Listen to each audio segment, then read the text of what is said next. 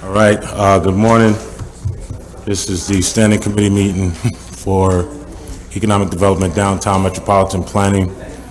My name is Khalid Bey. I'm the chair for the committee. Also members of the committee, Councilor Pat Hogan, Councilor Ronnie White. In addition, we also have present Councilor Cho Majoke, Councilor Latoya Allen, and Councilor Joe Driscoll. So it's almost strange to be here doing this. I almost feel like we're still on Zoom a little bit. But if there's anything from MBD, Jen, you guys have anything? How about we start with you? Yeah, that's good. Appreciate it.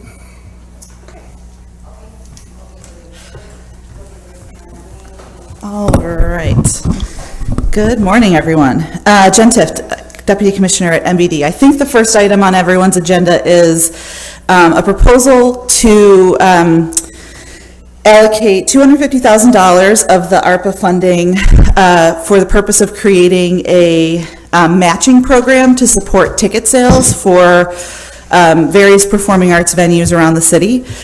We would propose a subrecipient for this grant to actually administer the program, and the proposal is that we work with CNY Arts on this. For a number of reasons, we feel like they're the best positioned in the community to actually administer the program, which can be pretty intensive, I think, from what we understand. And we talked with the county a little bit because this is a little bit similar to the program that they did for the restaurant matching vouchers. They administered that program in-house. They created a totally new technology system to receive requests. Obviously a lot of staff time to answer phone calls when people wanted to reserve their vouchers. So it is kind of labor intensive and technology intensive from an administration perspective, and that's why we looked outside of the city and our department to find a partner. I think one of the great opportunities with CNY Arts is that they actually share a technology resource with the county, and so the same individual who built the county system works with them on the website and IT items, and so we can basically use the county system, which already exists, as the model and pretty quickly stand up something if we work with CNY Arts, which I think is just an added efficiency to doing that. So Steve Butler from CNY Arts is here and happy to answer questions, as am I. So happy to answer any questions about the idea. Yeah. I wonder if I could. So Jen, that beggars the question I have is Sure. regarding why wouldn't the county do this? Well, so we did ask the county, and I think Who's you asked the county? yeah. So their economic development team is actually the group that worked on the county restaurant program. They don't feel like they necessarily have the capacity to administer this program on behalf of the city. And so that's when we started really looking elsewhere. Because obviously the patrons of the arts are taking the whole county. I mean, it's more or less a county-wide. Sure, yeah. In fact, if I'm not mistaken, CNY Arts, the CNY, this entity garners a lot of money from this county. Yes, yeah, exactly. And they share some resources and that kind of thing, which is the IT part that I was talking about. See, the issue I have with this is, I imagine, I don't know if Frank's He's over there, yep. Frank, have we hired those people who are gonna, as you say, audit the sub-recipients from grants yet? We've not made those hires. We're in the process of doing that now. We're putting the sub-recipient monitoring framework together with the help of NBD. They've got NBD has the expertise in sub-recipient monitoring from the CDBG grant. So we're taking that expertise and translating it into ARPA, and then we will put some folks in place in the research shop to actually do the work. Yeah, okay. Thank you, because, I mean, we're basic $250,000 on a two-paragraph explanation. I believe, Counselor, we also have a meeting of the Finance Committee that we both sit on as far as regarding the ARPA money, and we're going to consider that after our next council meeting. So I would say I would say hold this until that meeting, and we have a little more information regarding this. Councilor White. Yeah, if I may, thank you. So Jen, I'm wondering, is the county going to be contributing any funds to this program? No, they're not. Okay. And as a necessary follow-up then, is the purchase of tickets then going to be limited to city residents? So it's not going to be limited to city residents, but it's going to be limited to venues that are in the city. So the, sales tax revenue is just in the city.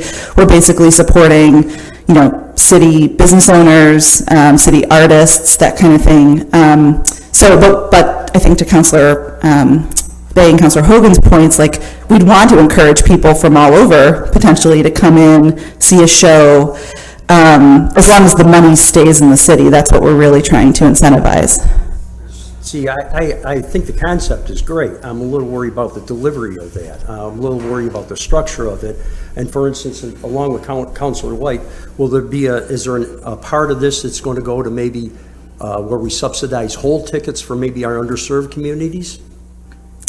So we haven't talked about doing that, but we can certainly talk about that, yeah. Well, I mean, this is something I think we should talk about, and I think we should have a more of a formal structure regarding this before we embark upon this. Sure, yeah, no, I think that's a good idea. Any other questions? Any of my colleagues have any other questions? You're gonna get into it in another session. Should I save the questions for then, or? No, you can go now. So this would be similar to the county's operation, and it'd be like a buy one, get one kind of? Yeah, so the thought was, again, to incentivize people, coming, spending money on shows and at venues in the city.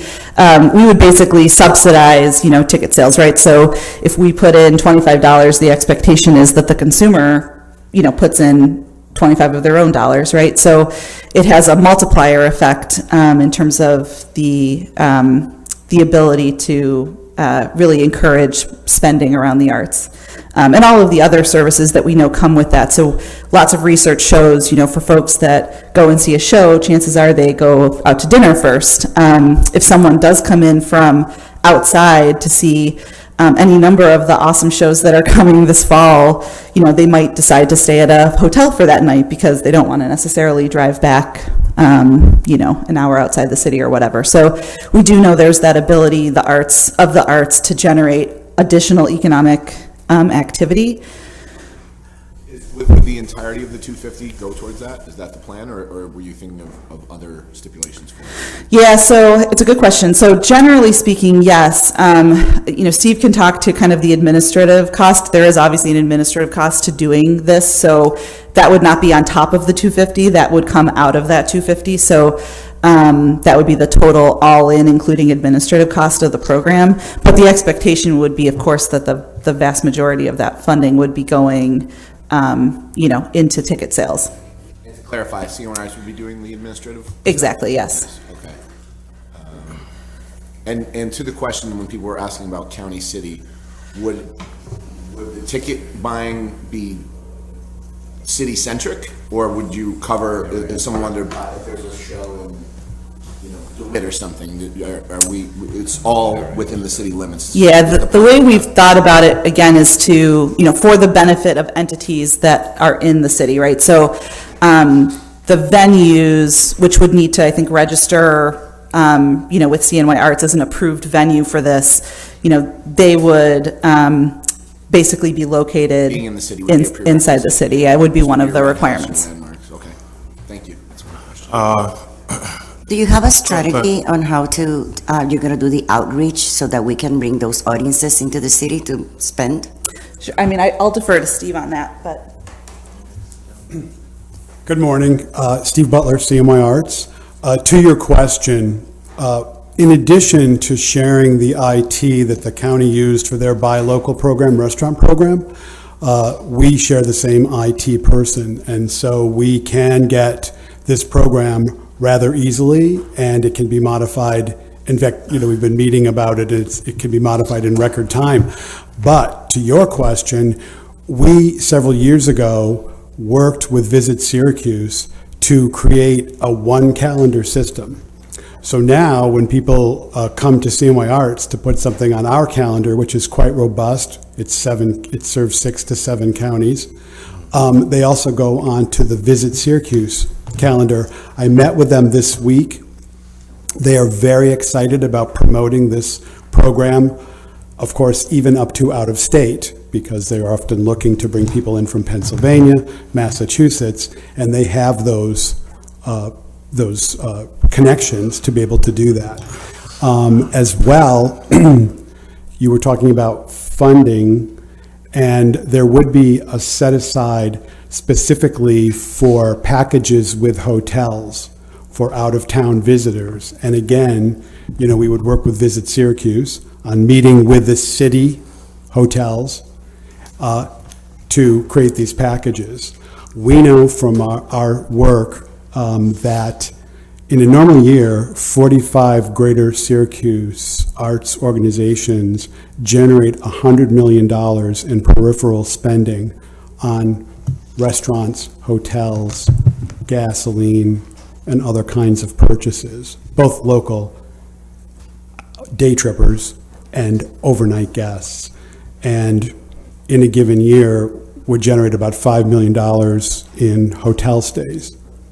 So this is a very exciting program with a lot of connectivity to the organizations we work with. We, of course, do a lot of work for the state of New York with multi-million-dollar contracts and are audited extensively by Economic Development and Empire State Development and the New York State Council on the Arts and New York State Parks and Recreation, as well as the county. So we're very used to the auditing function and how to keep records. If I can interrupt you for a second, Sure. Jen, can I approach, please? So I have a number of concerns after listening. One, and I got to be candid here, after the entire uproar about spending money on an artist from outside the city, we're going to talk about using city targeted funds to subsidize people who don't live in the city. Smart in terms of an effort to attract people from an economic development standpoint. How do you expect that to go over well, though, with the many residents who had a concern about that issue? It appears a bit hypocritical. And so that's one thing. Secondarily, even in terms of the effort to draw people, to advertise, maybe even who's managing the money, the intent of the money. The question I believe was implied, is any of it relative to people who live here? I believe that was asked by Hogan. You know, so I don't know how we're supposed to support that after what we just went through not too long ago. It just appears a bit contradictory. So how do we justify that, and how do we explain that to the many people who was a part of that uproar not too long ago? Yeah, it's a great question, and I mean, I think we could certainly, you know, look to limiting this in terms of, you know, only residents, but I do think, you know, there is a potential limitation for us from an economic recovery perspective for that purpose. You know, we know that people from all around the region in many cases are interested in attending shows here.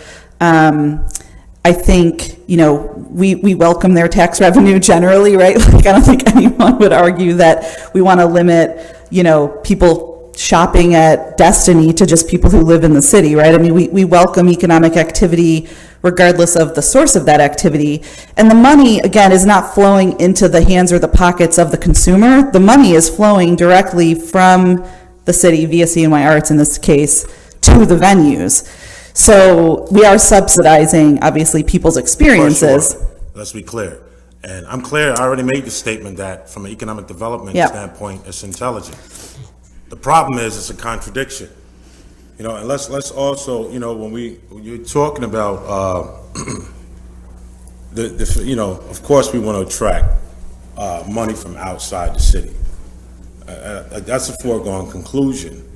But that didn't answer my question about the uproar we just experienced Sure. in this chamber over something that in principle was the same, right? Money going outside the city Sure. to the benefit of somebody. And let me clarify one more thing. You made a statement earlier, and it probably was a slip, but we don't keep all the sales tax money, right? The county Sure. manages that and gives us a little bit back, you know, in comparison. So let's be clear about that as well.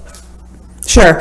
Yeah, and I mean, like I said, I think we're open to, you know, having discussions about things like the requirements for both the venues and the potential, you know, theater goers, if you will, or ticket purchasers.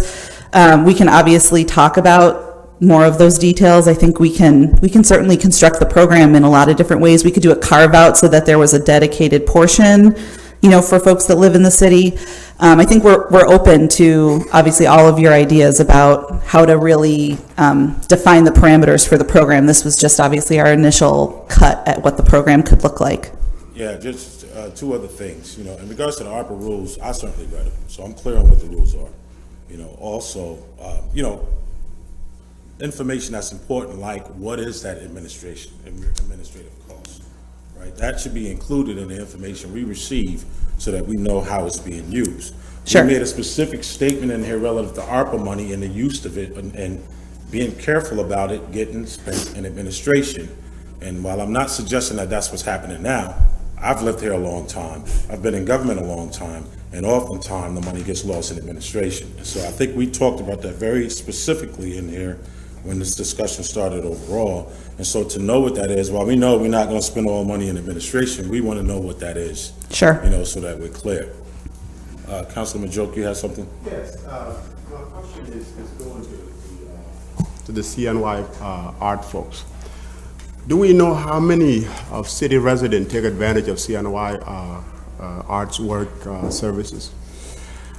Well, CMY Arts has several different constituencies. There's the public, the ticket-buying public, and as I said, they're spending $100 million a year, and we keep zip code analysis with those that are funded through county funding. About 28% of those are from out of town, either far enough away to stay overnight or a day tripper. The remaining 72% are around the county in various communities, whether it's in the city proper, which has a huge art attending population, DeWitt, Fayetteville, and you can heat map that, and we do, and there's certain hot spots. So we know it's 72% are here within the county, and I could get more specific data about the city. Yes, that's I was about to say that did not answer my question. But I would love to see that, because I feel like if we are giving $250,000 to CNY Arts, and this is city money, right? It is important to know how many of those participants that take advantage of those services that are from the city, right? That would inform us as to how interesting or how advantageous this approach may be, right? Second to it, while I wait for that data, I want to also know, moving forward, how do we market this $250,000 to our city residents so that they know? Third to that, places like Landmark Theater and other places that do shows.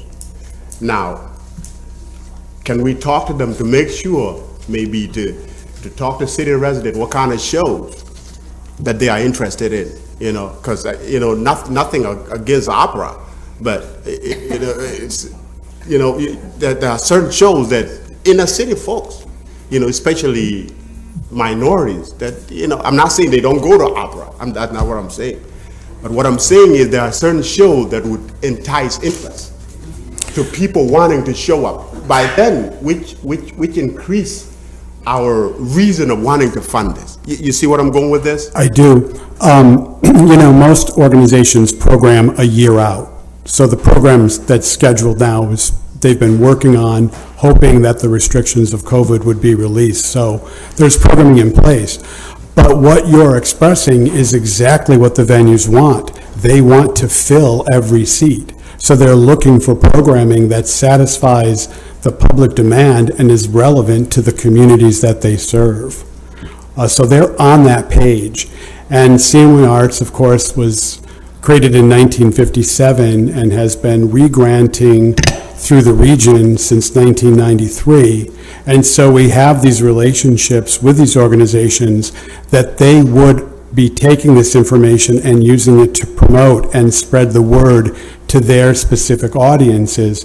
So whether it's Community Folk Arts Center or parents promoting dance, or whether it's Syracuse Opera, They're all promoting to their audiences, which, as I said, the majority are at least in the county, and we could get more specific data on the city. So they will work to promote this, and they have their mailing lists as well. ASM, which manages the On Center, the War Memorial, and the amphitheater, has probably the largest list in the region. And we would work with them to promote this as well there too. And it's just about getting the word out. Our thought is that when this opens, that the vouchers will be secured in record time as what it was with the restaurants. And I also want to say that the venues that are benefiting are all city residents. They are all located in the city. And they do business here, and they bring business here, and they spend their business dollars locally here on local entities, whether it's services, graphic arts, legal, printing, so on and so forth. So they are also the community that we serve. I don't doubt that. I think anybody that lives in the city, in this city, knows that we get hyped about a lot of stuff, but and at the end of the day, not everybody. It's just like downtown. We were hyped about all of those development, but it became very small number that benefit from those development. So what we are saying as councilors here, we want to look at everything, Sure. equally, Yes. across the city, Yes. not just certain population. That's what we are saying, and the reason I'm so interested in this data is to be able to know. I'm not questioning the benefit and the work that CNY Arts does. That's not what I'm saying.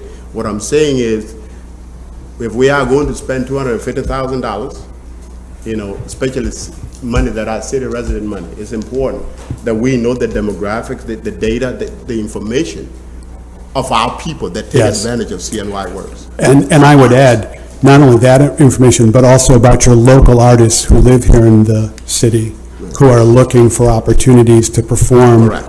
Where maybe people would be incentivized to come to the performance as well. Correct. And then another thing, just for. All right, Councilman, that I I'm would- gonna let you finish, but we got. I'm going to finish. All right. Another thing I would be interested in is, you guys have a lot of, grants. People apply for grants.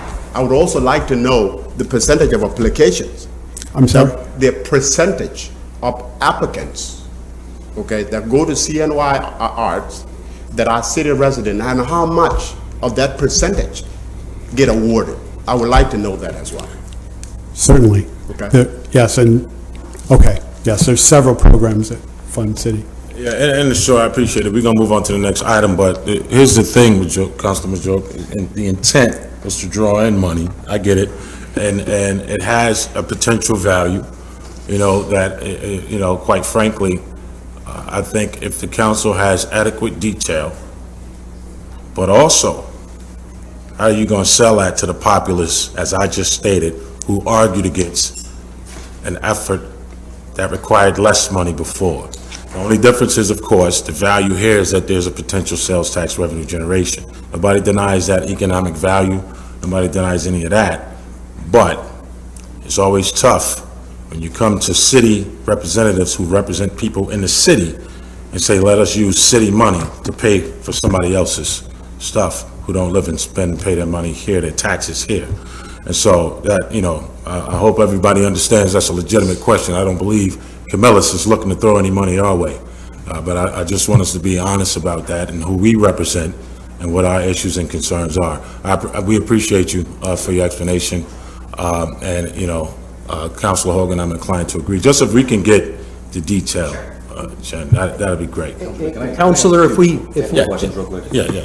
Jen, I have two technical questions for you real quick. You can answer. Do you know whether or not these venues are going to be standardizing prices? And that is to say, are they going to be offering any kind of discounts to make the money go further? Would be the first question. And then the second question is, Mr. Butler mentioned hotel packages. Will we be subsidizing those hotel packages out of the same $250,000? So again, the idea, at least as it stands now around the program, is really targeted at ticket sales. And I think the idea, to your first question, Councilor White, is that, really the city is subsidizing some of the costs for the venues. So the venues don't have to change their ticket prices, because now, if someone wants to buy $50 worth of tickets, they can do that, but they're only spending $25 out of their pocket, but the venue is getting the full value of that $50. And just to be clear, again, by targeting city venues, which are, local city business residents, they are accruing 100% of the benefit of this program. So it's really the subsidy is the way that we encourage the sale, and get the patrons' money to go farther, because then they'll spend money on a concession or do whatever. Okay, that answers my question. Thank Okay. you very much. You're welcome. Counselor, I just wanted, I think we should move this, like I said, off the agenda and wait until we have a meeting. The structure, originally I brought up, I am very nervous about a third-party entity. I'm very nervous for the simple fact of the matter, 2 years from now, when the federal auditors will come around, they'll ask us questions on how we spent this money. And I want to make sure, I think, I work closely with the county and the economic development people as chair of WSIDA. I believe that our economic development people, or our SEDCO people with the Public Arts Commission, I think they could administer this program if we so approve it. So I just wanted to make that comment. So. Just one, it'll only be a second. Have you estimated what percentage of this would go towards administration? Usually administration is between 10 and 15%. You imagine? There is a database that has to be purchased, although the model's been built, so the front end costs of that are on. And then some of that money would also include, advertising and outreach.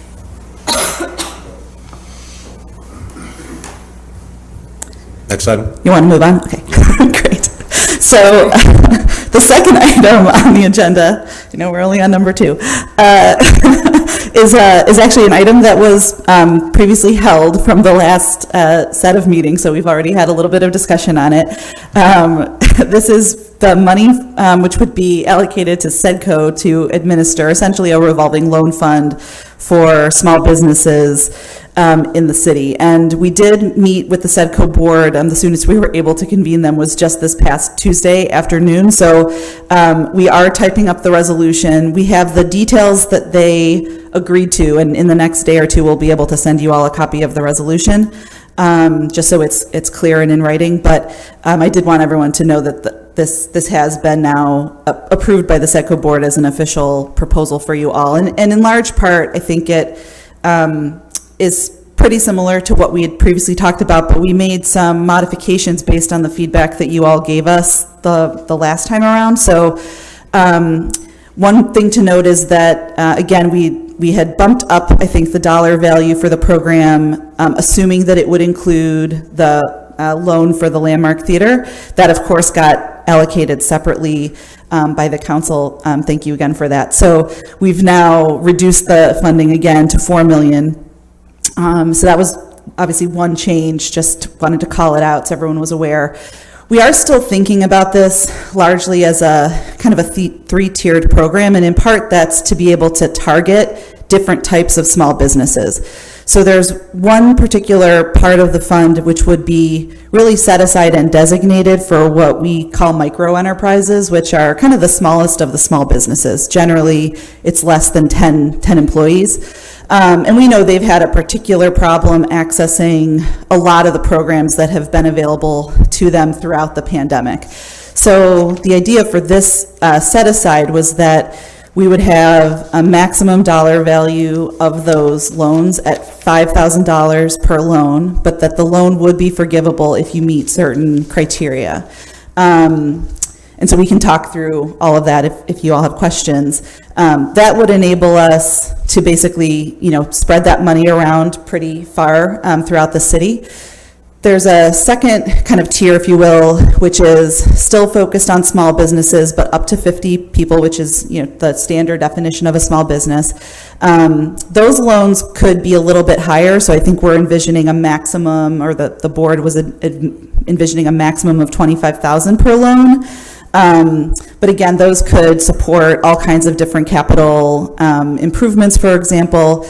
That would have a very, it would have an interest rate, so it wouldn't be forgivable, but it would have a very competitive interest rate. The board approved 1.5%. So again, a very, very, I think, competitive program, and I think we're thinking of a 5-year loan term for that. So 5 years at 1.5% is very, very favorable for small businesses. And then Very satisfied with that one, Jim. I'm sorry? Said I'm very satisfied with that. Good. So then the third tier, which we're envisioning, is basically a fund that's really trying to encourage and incentivize larger investment in the buildings and the built environment itself, which is, as you all know, a specific objective called out in the ARPA legislation. So for this funding, we're considering loans up to $200,000. Again, there would have to be a capital improvement component to any project. Again, we're thinking about slightly longer term loan terms, so I think up to 15 years at a 2% interest rate. So again, super favorable loan terms for the majority of our small businesses compared to what they could get, certainly from any private lender, but even from some of the other government programs that exist. And by structuring the 3 tiers in this way with their respective maximums, we are estimating the minimum number of small businesses we're going to serve is about 150 businesses. Again, that's just the minimum, and that's if everyone asks for the maximum amount. We know from our previous experience that, there are averages, that typically are below those maximums. So we believe very strongly that we can serve a very large number of our small businesses across the city with these programs. The other thing I'll just say before I entertain questions is that we would look very closely and I think try to work very closely with all of you who represent different parts of the city to do a lot more marketing and outreach as a part of this program. One of the things that we're really mindful of is that, we're now kind of starting to come out of the pandemic a little bit. Funding like this can be really used more for stabilization in many cases than for recovery. So we don't feel as much, I think pressure as we maybe did with the emergency loan fund or the CDBG money to get the money out the door in the next 4, 6, 8 weeks. We'd like to spend some time, Eric and myself and the staff, who kind of support SEDCO, to work on a marketing campaign and an outreach campaign where we can do meetings inside the community in each of the neighborhoods, pull in small businesses from those neighborhoods and, give them information about the program, tell them how they can apply. We'll provide a lot of technical assistance, obviously, to help them fill out the forms and such. But we want to do a lot more marketing and outreach so that we can make sure we're really creating a robust pipeline into the program. And I think we would look to all of you to help us, frankly, with that pipeline generation, because that's how we'll feel, I think, collectively like we've really maximized the distribution of the funds. So that's kind of how we're thinking about it. Again, happy to answer any questions. And like I said, apologize for not having the resolution in front of you, but we just had the meeting. So we'll get that in writing to you all in the next day or two. Any of my colleagues on the committee have any questions? Not so much a question. I just was going to say I appreciate the going back and getting those details, but it's crucial that we have those in front of us before we we move forward. We just have to look at them and go over them because we might want to change the language. There might be further input that we're having. So you're again asking us to move an item without all the necessary stuff in front of us. Sure. Yeah, no, I appreciate that, and we do apologize. Just with the time that was required to publish the notice for the meeting and get the board together. But I will say, I think we're really happy, Eric and I, to work behind the scenes between now and the study session to make sure everyone has the information, can give us feedback. Obviously, we can take feedback up to and including the study session. I feel fairly confidently, if this sounds like something of interest to you all, that we can make necessary revisions to get it over the finish line. We very much want to try to get this program up and off the ground as soon as possible so that we can have an impact with the funding, which I know is top of mind for everyone here. So it is, and I too obviously appreciate the effort. I think the program is intelligent, but we have to ask for that reciprocity. We're expected to make a decision that the administration wants us to make, but with all due respect, we still struggle to get those items in front of us in our committee meeting, which is why we have a committee meeting. So, we don't want to always be labeled as the obstructionist, to be quite frank, when as a matter of rule, it's simply not being followed, and that's our rule. So, Councilor Hogan, anybody else have any? Yes, thank you, Counselor. I'd just like to commend you and Jen for working together on some of the specifics as far as this program goes. And I just want to reaffirm my faith with the Economic Development Department, as obviously there's some implicit irony here in as much as if you're going to administer $4 million of many moving parts, I'm sure you could administer $250,000 of arts funding. So that's all I got. Thank you. Any other Councilor? Okay. So, I'm gonna be honest with you, I don't think any of us are gonna be difficult, but, how do we vote on an item to put it on the agenda we can't see? I'll let my colleagues, let me be clear, I appreciate all my counselors, but I'm talking to my committee members first. I'll allow them to make the decision in this respect. Councilor Hogan? I have the faith in the Economic Development Department that they'll ask for our guidance in this, and we'll have something that we can vote on as far as the study session goes. Councilor White? I'd say I'm comfortable with that. I would just ask again that we have that information first, and we can always, pull it or object to it later if need be. Absolutely, yeah. Please, let's stop this, put the cart before the horse. Yeah, I agree as well, so we'll move this item forward. Okay, thank you very much, everyone. Really appreciate it. Yep. We have anything else? Yes, sir. I do not.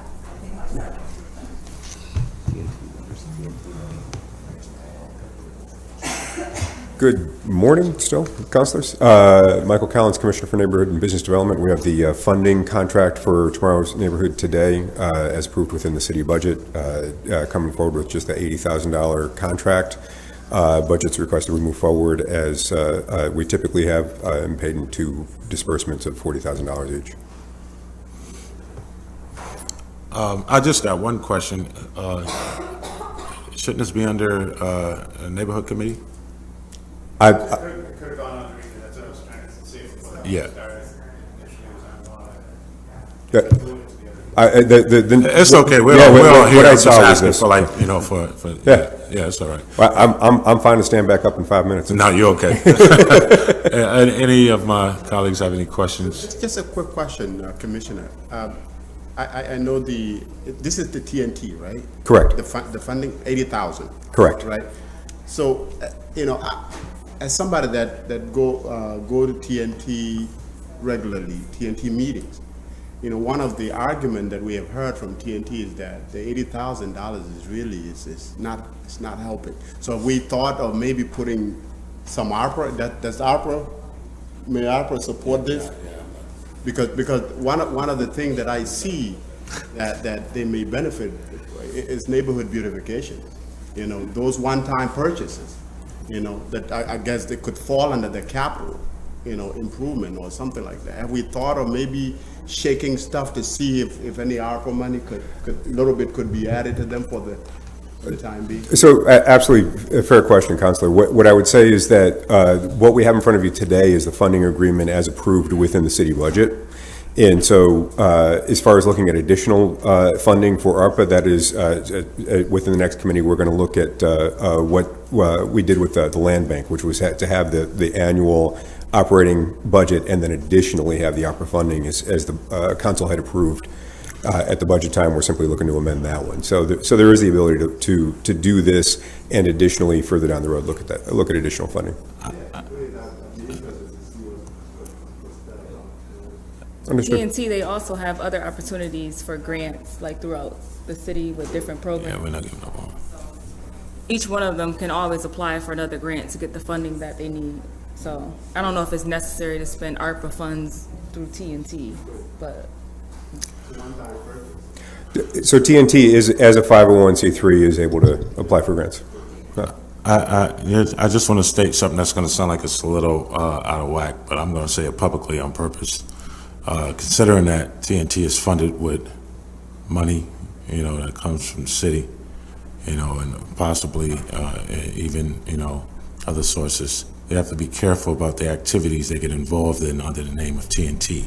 I'll leave it at that. I think some of you may know what I'm talking about, but you're looking at potential federal Hatch Act violations. So somebody might want to communicate that to them so that they know.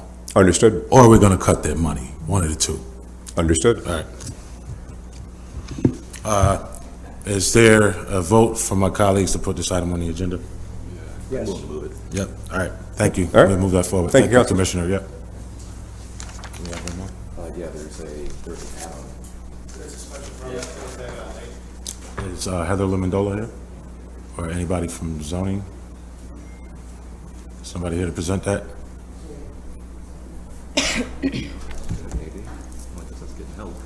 Oh, well, I guess we'll catch him in 4 weeks, 6 weeks. All right, if there's nothing else, Special permit for 530 South Front Street.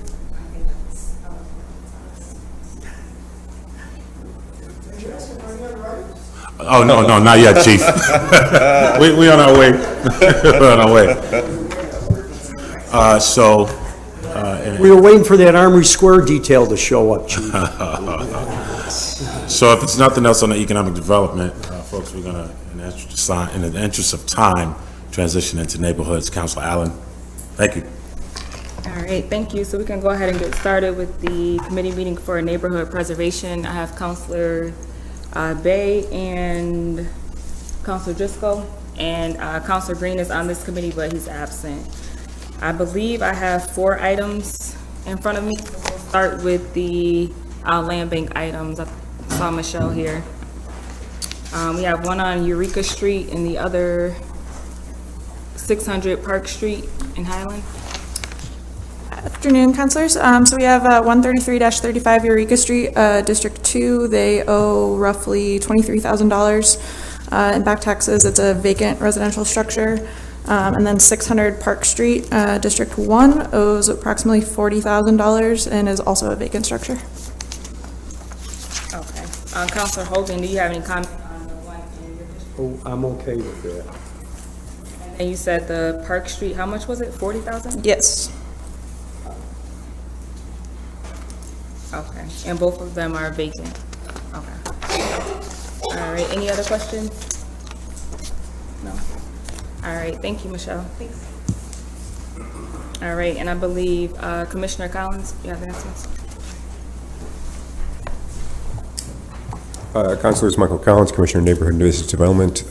Councilor Allen, we've got 2. We've got the land bank and the agreement with the county around dispersing emergency rental assistance. Which would you like to take first? You can do the land bank one. Land bank first? Okay, so, Councilor, Caitlin Wright from the land bank, I believe, is right here as well. So, what we have in front of you is a two-parter, excuse me, my brain's skipping ahead. So what we have in front of you is the request for the amendment of the ordinances passed related to funding the land bank to do demolitions within, from ARPA funds. Specifically, the council had passed an amendment to do, to fund $250,000 worth of demolitions. We're requesting to increase that to $5 million and to add to that work specifically that we would also be able to do stabilization of properties. One of the things that we know, you all know very well, is that one of the ways that investment is discouraged within our community is in properties is that we do have a depressed housing market. And being able to invest some of this funding into properties does offset some of that concern, so we'd be in a position to be able to spend a bit more money, or keep more properties in a pipeline for eventual rehabilitation rather than demolition. So what you've got in front of you right now lays out the fact that looking at the land bank's current property holdings, what makes most sense is to be able to do about $3.8 million worth of demolitions, $1.2 million worth of property stabilizations. We very much want to make sure that this is targeted throughout. And so to begin with, we'd be looking at properties on the demolition side that are within our focus areas, within the Blueprint 15 area, thank you, within our Resurgent Neighborhood Initiative neighborhoods, where we're able to then turn around and build new housing in that same spot. Secondly, addressing the ones that are immediate hazards and need to be torn down simply because they're safety hazards and are looking at imminent collapse. And then you'll see how we go on down after that. On the neighborhood, or excuse me, on the property stabilization side, the 1.2 million works well from what they currently have as far as inventory, and what we know from what we've heard from developers is important to be able to bridge that gap between a property that's savable, and yet we wouldn't expect that a developer on the private market would be able to find the funding to be able to do it, because by the time they finish the work, it is not worth as much as been invested into the property. So being able to do some of the basic work that stabilizes it, roofing, windows, whatever may be needed to keep the weather out and make sure that the property is able to maintain its current condition, as well as then turn around and defray those costs, creates that opportunity. I do have a specific question for Caitlin, though. So on these, with the shell stabilization, so say for instance, it says saves our buyer $30,000 to $50,000 on renovation. So say you were selling this house on Bell for $5,000, right? In the condition that it was before you put the selling it for $5,000. But now that you've put this money into it, do you up the price, or are you still going to sell it to them for the $5,000? The properties that we're doing this to would typically otherwise be considered a demolition candidate because they need more renovation than is cost-effective for an investor to do. So there's not usually a before price and then an after price. Okay. It's like, it's not marketable before and then after it becomes marketable. We did a handful of these in the previous year that you're seeing photos of here, using some funding from the Central New York Community Foundation. They were focused on lead hazards, so that funded siding and windows. And we used county funding for the roofs because they had provided us with some stabilization dollars to prevent properties from becoming demolition candidates. So the stabilization dollars are only going to go towards what would be demo candidates? I mean, some of them are borderline, you know, it's, anytime I say that something is or isn't a demolition candidate, somebody could always argue the other side, but they're all in pretty rough shape. And that money would help us prevent it from becoming a demolition candidate, so we're avoiding that future demo expense. It would make it cost effective for our buyers to do the project, and so it helps us make these properties more marketable and get them back on the tax rolls faster.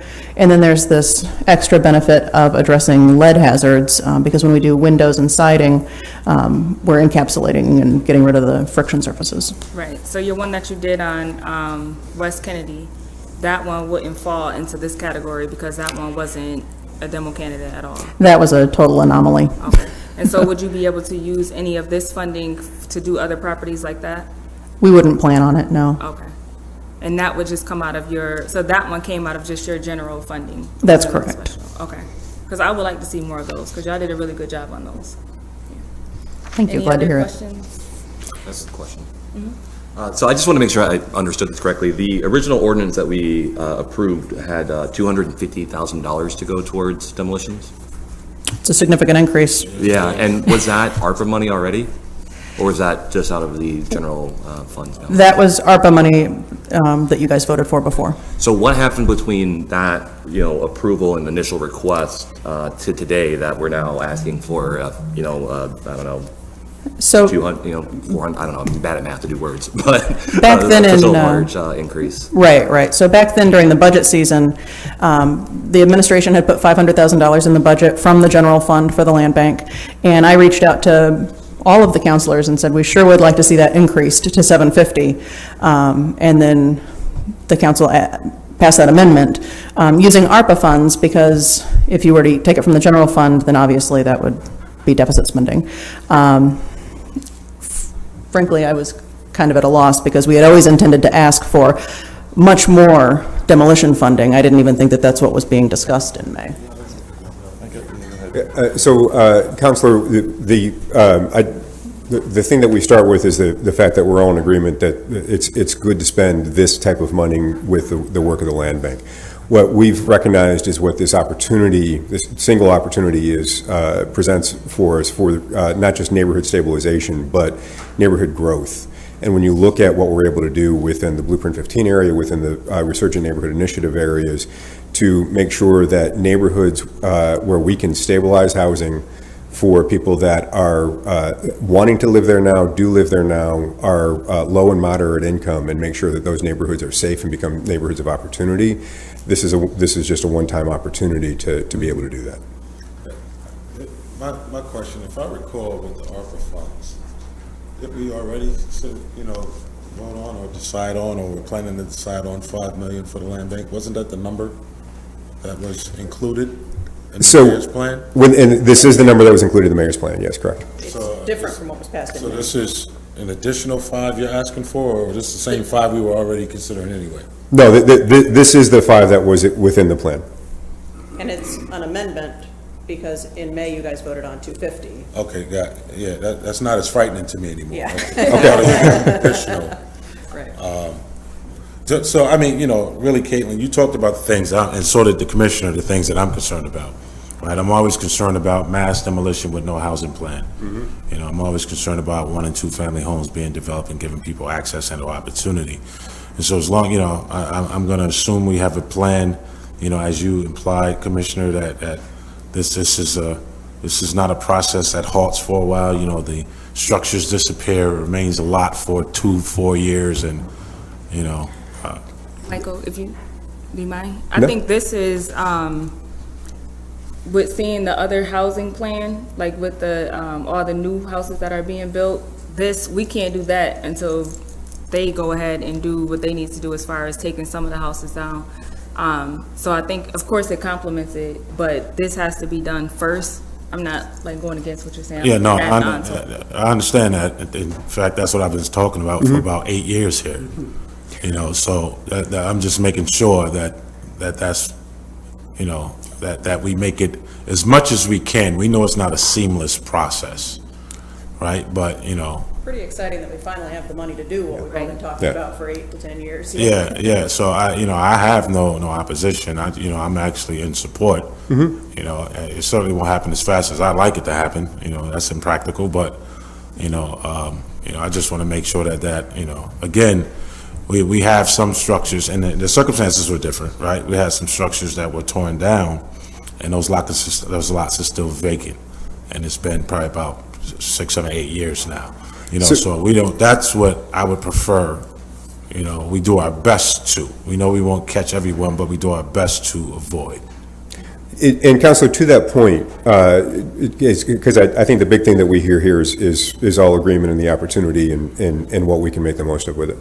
The property stabilization component of this is really exciting to me, from the ability to make sure that we're tearing down fewer. And we're able, because the largest challenge is a demolition cost is approximately, you can do 10 demolitions for about every single unit you can turn around and build. And so having the ability to access this money right now to make this impact, along with what we're doing with the infill plan, as well as other opportunities as they come up in Blueprint 15, it's unique and it's exciting, definitely. All right, appreciate it. So Caitlin, are these houses on Bell and Clyde, are they occupied now? They've all been sold. The buyer is responsible now to finish the interior, and they're all currently under construction.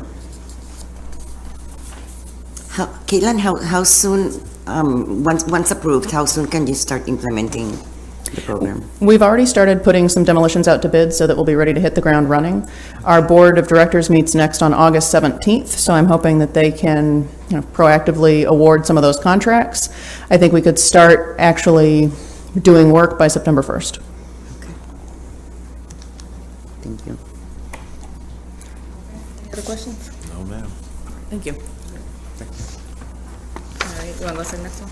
So we're good to move on to the emergency rental assistance. So one of the things that we've discussed before is the challenge of finding the ability to provide assistance for those people that are working and still not having enough money to meet their needs. So to that end, one of our biggest frustrations around the resources that have come to us for rental assistance has been that it's been capped at 80% of the area median income. And so those households that are making 81% do not qualify for relief. Yet we've got a large number of them that are rent burdened. So we've got 20,000 households within the city of Syracuse that are paying more than 30% of their annual income towards rent, and that's a problem. So what we are looking to do is build upon what we've already done with the county, who is administering the treasury funds that have come directly to the county for emergency rental assistance, the CDBG funds that we have put through CV1 and CV3 towards emergency rental assistance, and the ESG funds. We now can take $1 million and put that towards rental assistance for that 80 to 100% AMI. Area median income households, a group we all know is needing assistance and has just been excluded. So this again is just an exciting opportunity to provide for those people in this community that are working hard and need a break. So because the funds moved kind of slow last year, with this group of people between 80 and 100% AMI, they're not going to be the ones that are used to applying for public assistance or anything. So if we don't have enough people that actually apply for the funds, so say we only use $800,000, that $200,000, are you then going to offer that to the people that are below the 80%, or what will we do with it? Because we know from the last time when we had the committee meeting with the county, they hadn't even spent like 50% of the funds. So what will we do with the leftover, if there is leftover? So two things to that point, because it's an excellent point to make. The one is the initial what slowed things down in the beginning are two things. One is creating the infrastructure to make sure that the rent was being dispersed in a way that met the community need, and then secondly, the fact that we needed clarification on whether or not we were able to spend emergency solutions grant funding for this type of rent. And because the eviction moratorium, we've not been able to spend ESG money on on rental assistance. We have been able to spend it on those that have been evicted or were otherwise homeless. Since the county is now up to speed, they have dispersed $1.7 million already of emergency rental assistance. With the eviction moratorium ending at the end of this month, we expect that there is going to then be a spike again within that. If it turns out this money is not spent, then what we would be able to do is come back to the council and say, let's talk about, do we want to, where that need is. And it may be going lower, it may actually be going up to 120% AMI. When you look at the way that where that need is, a lot of times that need can be up to 120%. We were concerned that we may not be able to get fully enough rent out the door to make a difference if we went that high. And with the ability to adjust, we wanted to start with where we knew the greatest need was, and that was 100%. And this is only for rental assistance. So for those people, because people that are making between 80% and 100, they may be homeowners. So is there a separate fund for homeowners, or is that something where they only have to reach out to like the mortgage company for that? So we have not proposed doing anything for for homeowners on the mortgage side. We do have coming up what we want to do to build upon what Home Headquarters does around the other grants around SHARP, urgent care, to make sure that homeowners are able to manage the emergency expenses that they have, so that they're able to maintain their homes and keep them safe. So, yeah, I guess another thing that's held up is it necessary to have both the tenant and the property owner in working together for this, or is it just for the renters? You know what I'm saying? Like that, I know a lot of the money that came out, you had to have that partnership and communication between property owner and tenant both filling out paperwork. Is this similar? So this is similar. And one of the things that makes this efficient is that we're building upon the existing system, adding funds so that we can increase the income household that would qualify.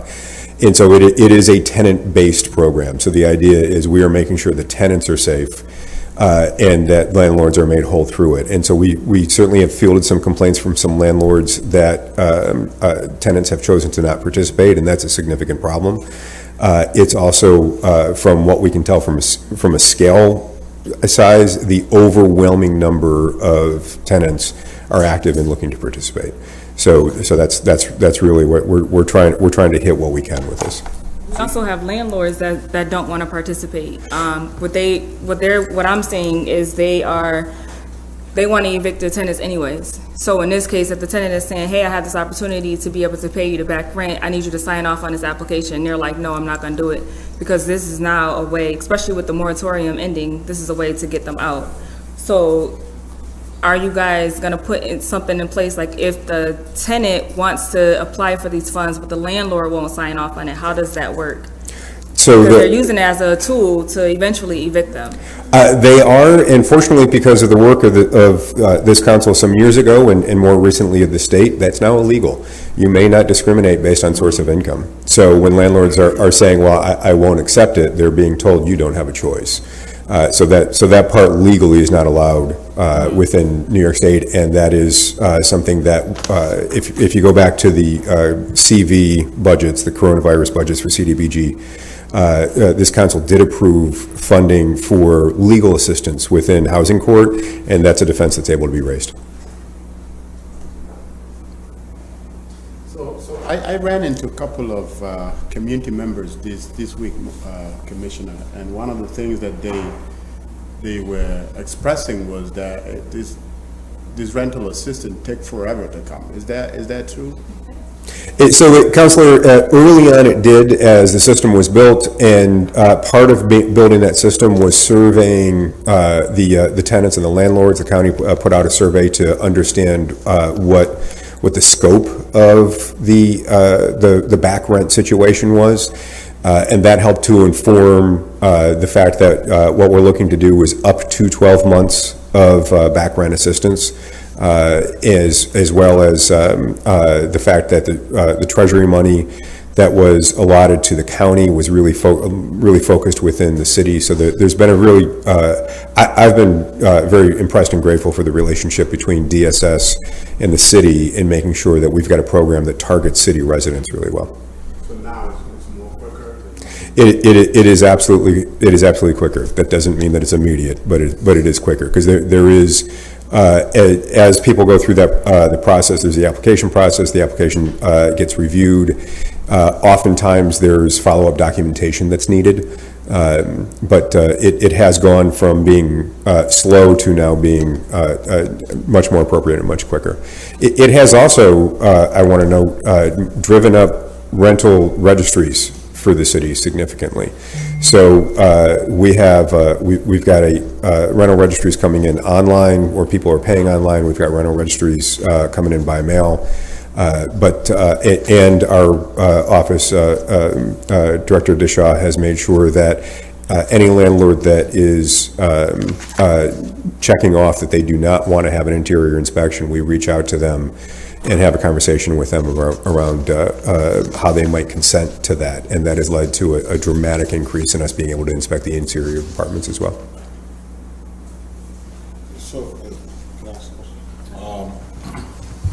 So the rental assistance, according to the letter, if I'm not wrong, is from like 80% to 100% AMI. Is that correct? I'm sorry, Councilor, I missed that. Say that again. Is it 80% to 100% AMI? Is that the target group? Correct. Has any consideration been given, and we know that's certainly 80% is a middle group that's often left out. They don't qualify for assistance in some ways, and they don't make enough to live in market rate. But you also have, and I'm just wondering, has any consideration been given to persons at 60%? You know, those people who make $26,000 a year but may have fell behind on their rent. So to that end, I can tell you that the funding from CDBG is up to 80%. So that includes the lower groups. I can give you some stats on that.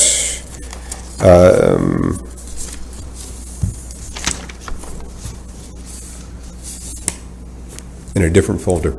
Sorry. So I can get you the breakdown of for the money that we've distributed so far, that DSS has distributed so far, what income groups they've been. All right, thanks. I have one more that was sent. All set? Yeah. Great. Thanks, Counselor. Thank you. 324 West Water Street. Yeah, this is for the Creek Walk housing. Okay. Hi, Medina Salkich, Permits Director. It is an encroachment request from Creek Walk Housing at 324 West Water Street for a ramp and stairs encroaching about 4 feet and 1 inch into the city right-of-way. It's needed for a second exit for the restaurant. Pretty straightforward request. You said for the restaurant? Guadalajara Mexican Restaurant. Oh, this is a new restaurant that's Yes. over by Cafe Cabal? Yep, they're Okay. currently open for takeout only. Okay. All right, and this is gonna be, I'm trying to gain my bearings here. So right on Water Street, so on the side? Yep. Of it? Okay. Gotcha. All right, any questions? Okay. Okay, thank you. So that's 5 items that I have. So can I get a motion to move these onto the agenda from Counselor Hogan or Bay? Oh, no, Driscoll or Bay, sorry. Get the Irishman mixed up. You know. All right. Yes. Thank you. Yep. Oh, thank you. I'm subbing for Councilor Green, so who we have up here for finance? Who's going to lead us off here? Director of Guys, don't Budget put so round? fast. Hang out a little longer.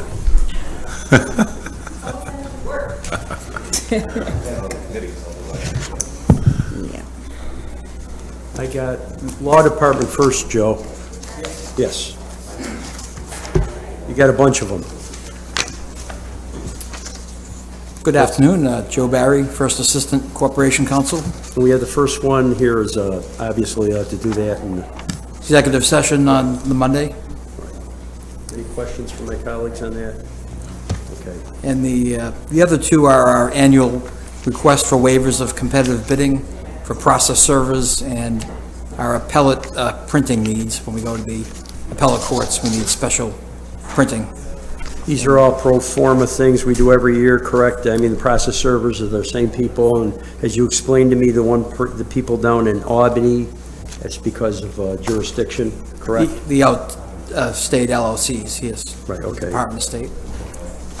Any questions from the Finance Committee, for these pro forma requests from the Law Department? No, sir. Okay, so we're okay. And I think the last Thank issue. you.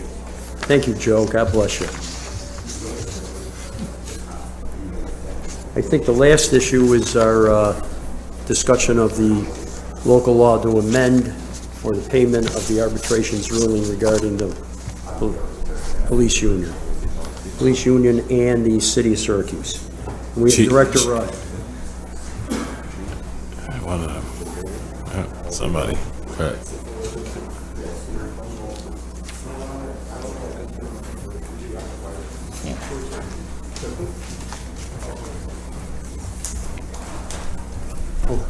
Corey, you taking the ball here?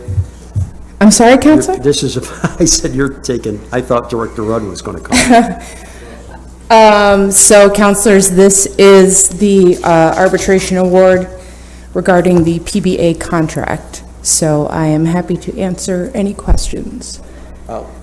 My first question is, if we could ask the Director of Budget how we're going to pay for all this. Sure. Tim, just walk us through in layman's terms, if you could, how this is going to go. And how much is the total cost to the city? Total Cost of the contract. That Well- Arbiter agreed upon. I guess I'll do how to pay first. So we had budget reductions over the course of the year, so we underspent, and then also, we have healthcare savings. So, for instance, the police are 3 million under their adopted budget for fiscal year '21.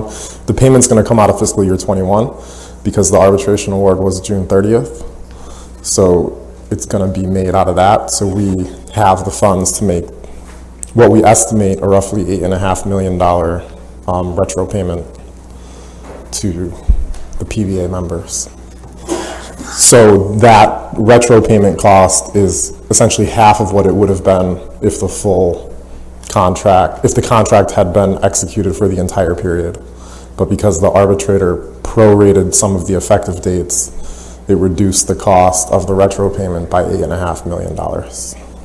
So it would have been 17 million. Now it's going to be 8.5 that we have to pay. It's half the length, correct? Well, so this is just talking really about the retro payments of the period covering 2018, calendar year 2018, calendar year 2019, calendar year 2020, and the first 6 months of 2021, so 3.5 year period. So to pay for that period, it's now 8.5 million, whereas if they hadn't prorated things, it would have been 17 million. So, and then the cost moving forward is basically 4.5 million more in fiscal year '22. I'm sure you're going to break this down for us, right, where this money's coming from? Well, I have where it's coming from. Well, you just explained to me, us, I mean, we're not touching the reserves, or are we touching the reserves? We won't have to touch the reserves. And you had put aside $3.1 million, I think it was something like that, as far as for negotiations. So we set aside 3.5 million Okay, 3.5 million. in fiscal year '21. So essentially the way we would make the retro payment of the 8.5 would be the underspending of the authorized budget in PD. So that's about 3.5. The 3.5 that we put in the code for the collective bargaining. And then we have at least 5 million extra that we underspent in our health insurance. So we would use whatever else from there.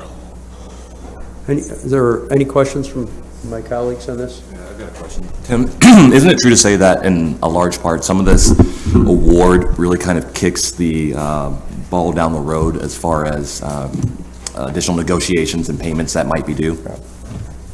So I just think it's worth noting that the reduction in cost is not due solely to the fact that it covers 2 years. Had the arbitrator awarded the cost retroactive to the beginning of the contract, which is the proposal that we originally brought to the council, it would have been $17 million. So it's not just the carry I certainly forward. completely understand, but I guess my point is that what I'm getting at is there's still things left to be negotiated from the past, as well as additional negotiations that have to happen as we move forward, because this award really only covers these few years. Yes, I mean, this award, correct, Counselor, this award covers 18 and 19, as, you know, as is standard in arbitration, only covers 2 years. So PPA is out of contract as of January 1st, 2020. I just think it's also worth noting that 85% of this cost are the cost of living adjustments, which at 2.5% and 2%, I think are consistent with what's been awarded to bargaining units in the past. Sure, no, I understand. And this might be a better question for Joe. Sure. But what's your understanding of the statutory obligations that the council has relative to this award?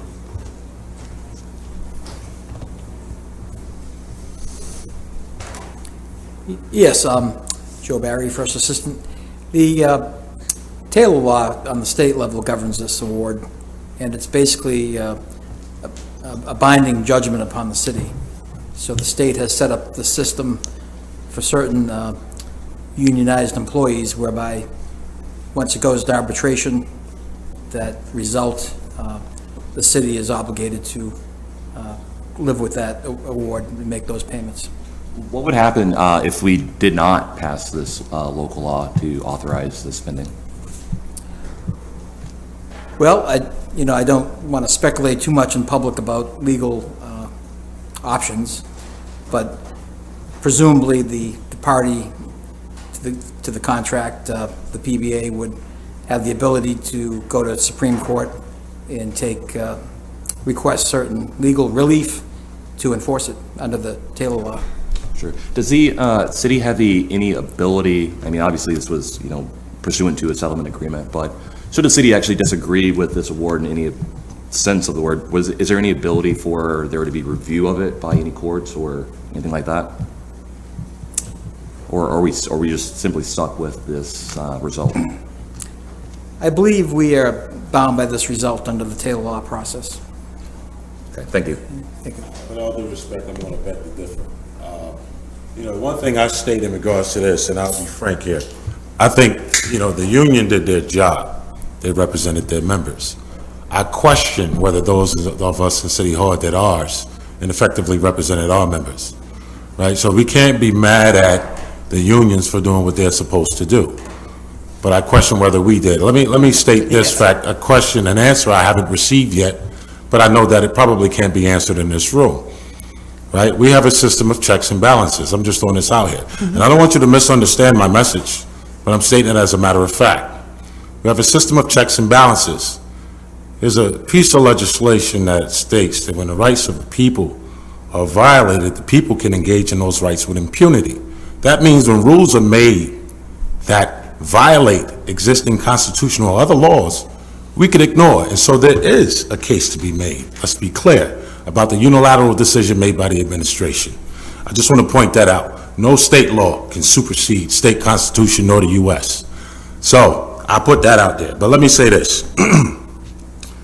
As it relates to the contract, the concern that I have is the sustainability, and going forward, 5-10 years from now, it's not impractical to think that while we're receiving a demand from the people to fill out the police department, we may be forced into a predicament where we have to decrease the force because we can't afford it. Or worse, we'd be forced into consolidation with the sheriff's department. That's a fact, but it's not promoted or talked about publicly. And I think it needs to be so that people really understand what we're looking at. I'll reiterate the fact, if I was the union president of the PBA or any other union, I would fight hard for my members, period, because that's what they're supposed to do. But I just think we may have dropped the ball a little on our side. And so just going forward, we made the recommendation before, it's very necessary that the council have some understanding of such a negotiation that could have such a great impact. We don't know what tomorrow holds. We can certainly improve our condition going forward to where we can cover the costs. The fact is we don't know that, right? When Director Rudd talked about, we had a healthcare savings, we didn't spend out, in the total budget, that's not guaranteed every 2 years.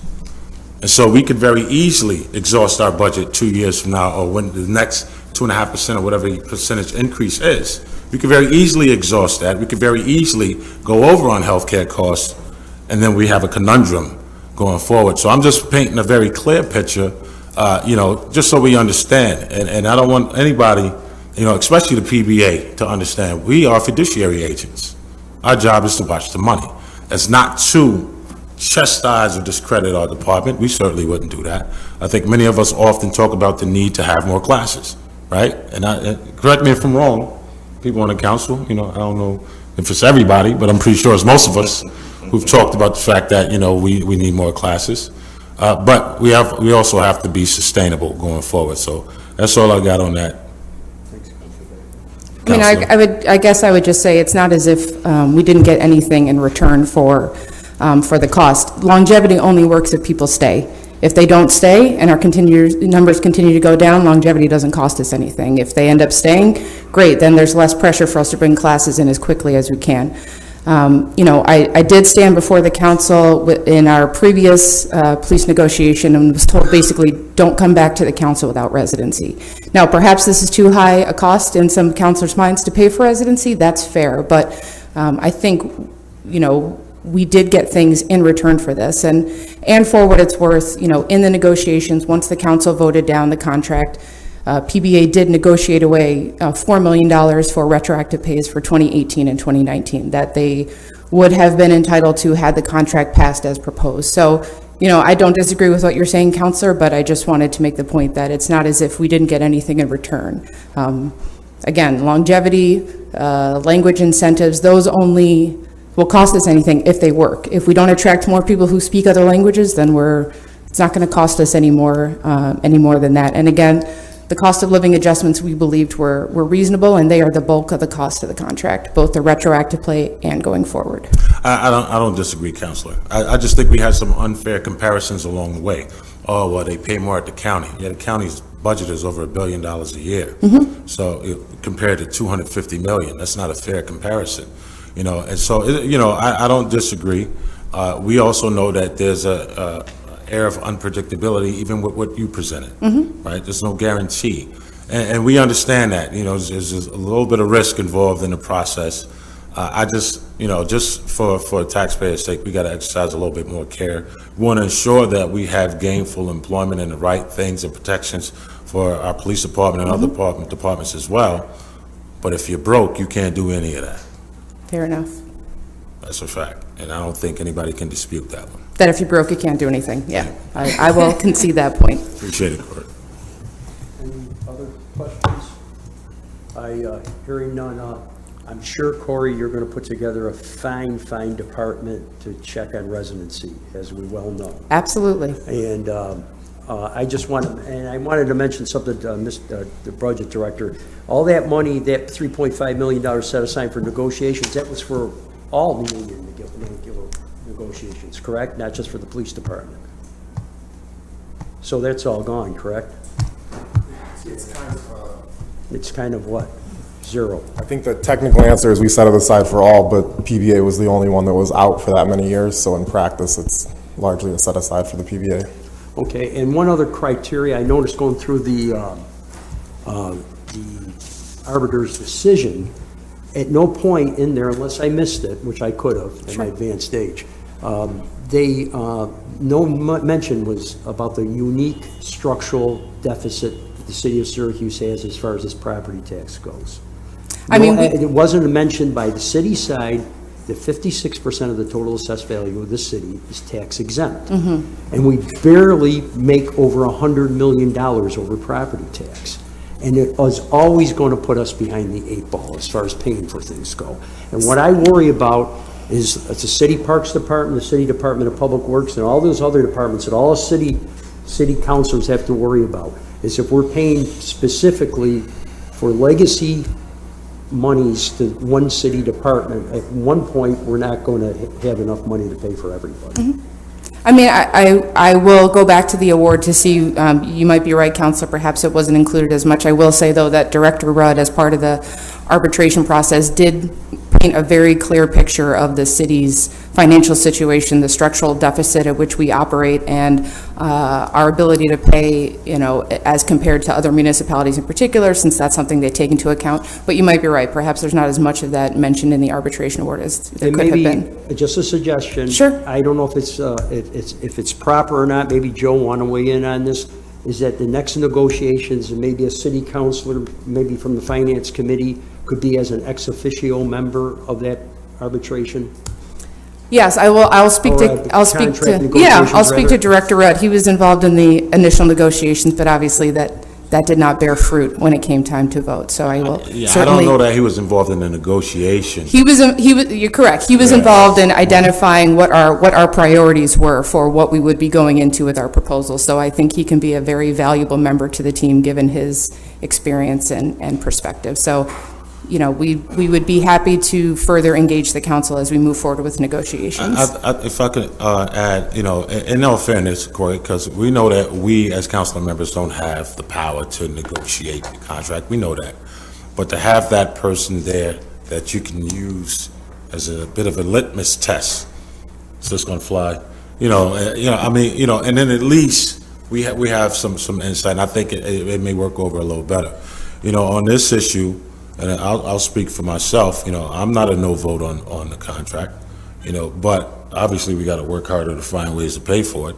But just going forward, we got to do a little bit better job, and I'm not suggesting that wasn't the intent. Right, there was no intention to be opaque. Yeah, so I would welcome, finding new ways to engage the council to make sure that there's line of sight into contract negotiations. Corey, just a quick technical question. Is the residency requirement, is that only going to be for new hires moving forward? Is there any incentive for current officers to move into the city? I mean, aside from programs that I think already exist in terms of the land bank to offer discounts for for purchasing properties. The residency requirement now is for new hires going forward for the first 5 years. And I will say, if anybody on the council or otherwise has any names of employees that you believe do not live in the city and should, please let us know. Our Should we employees. say it here? What's that?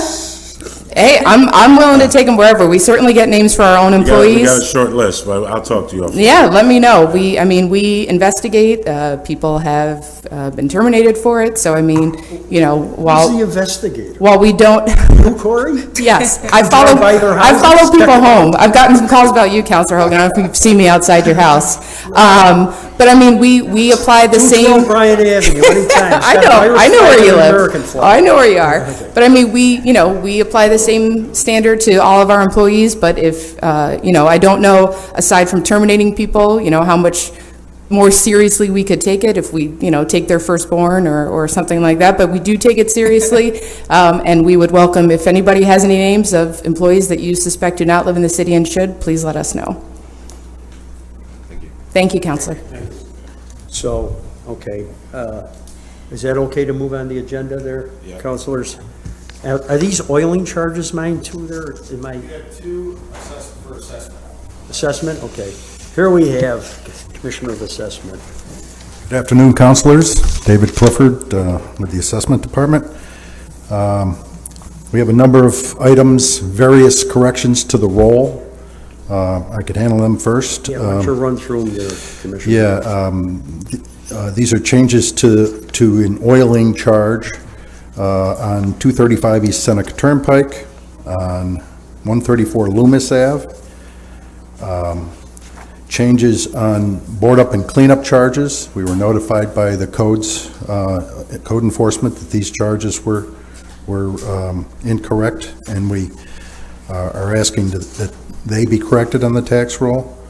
I'm trying to see if there's anything else that's, I think you most got of the rest of these are changes board ups, yeah. And then there's two exemptions that the amounts were corrected for the council's consideration. Any questions for my colleagues on the Finance Committee? And I thought we also had an item to hire an appraiser for the abandoned portion of Prospect Avenue. Now, abandoned port, is that the, behind the Flatiron Building? Yes. Okay. Those are, there are actually 3 parcels to be created, and they have to be valued before we can sell them. Okay. Are we gonna get as much as we did when we sold the street to St. Joe's or anything, you think? Hopefully we'll get a little more than that. Okay.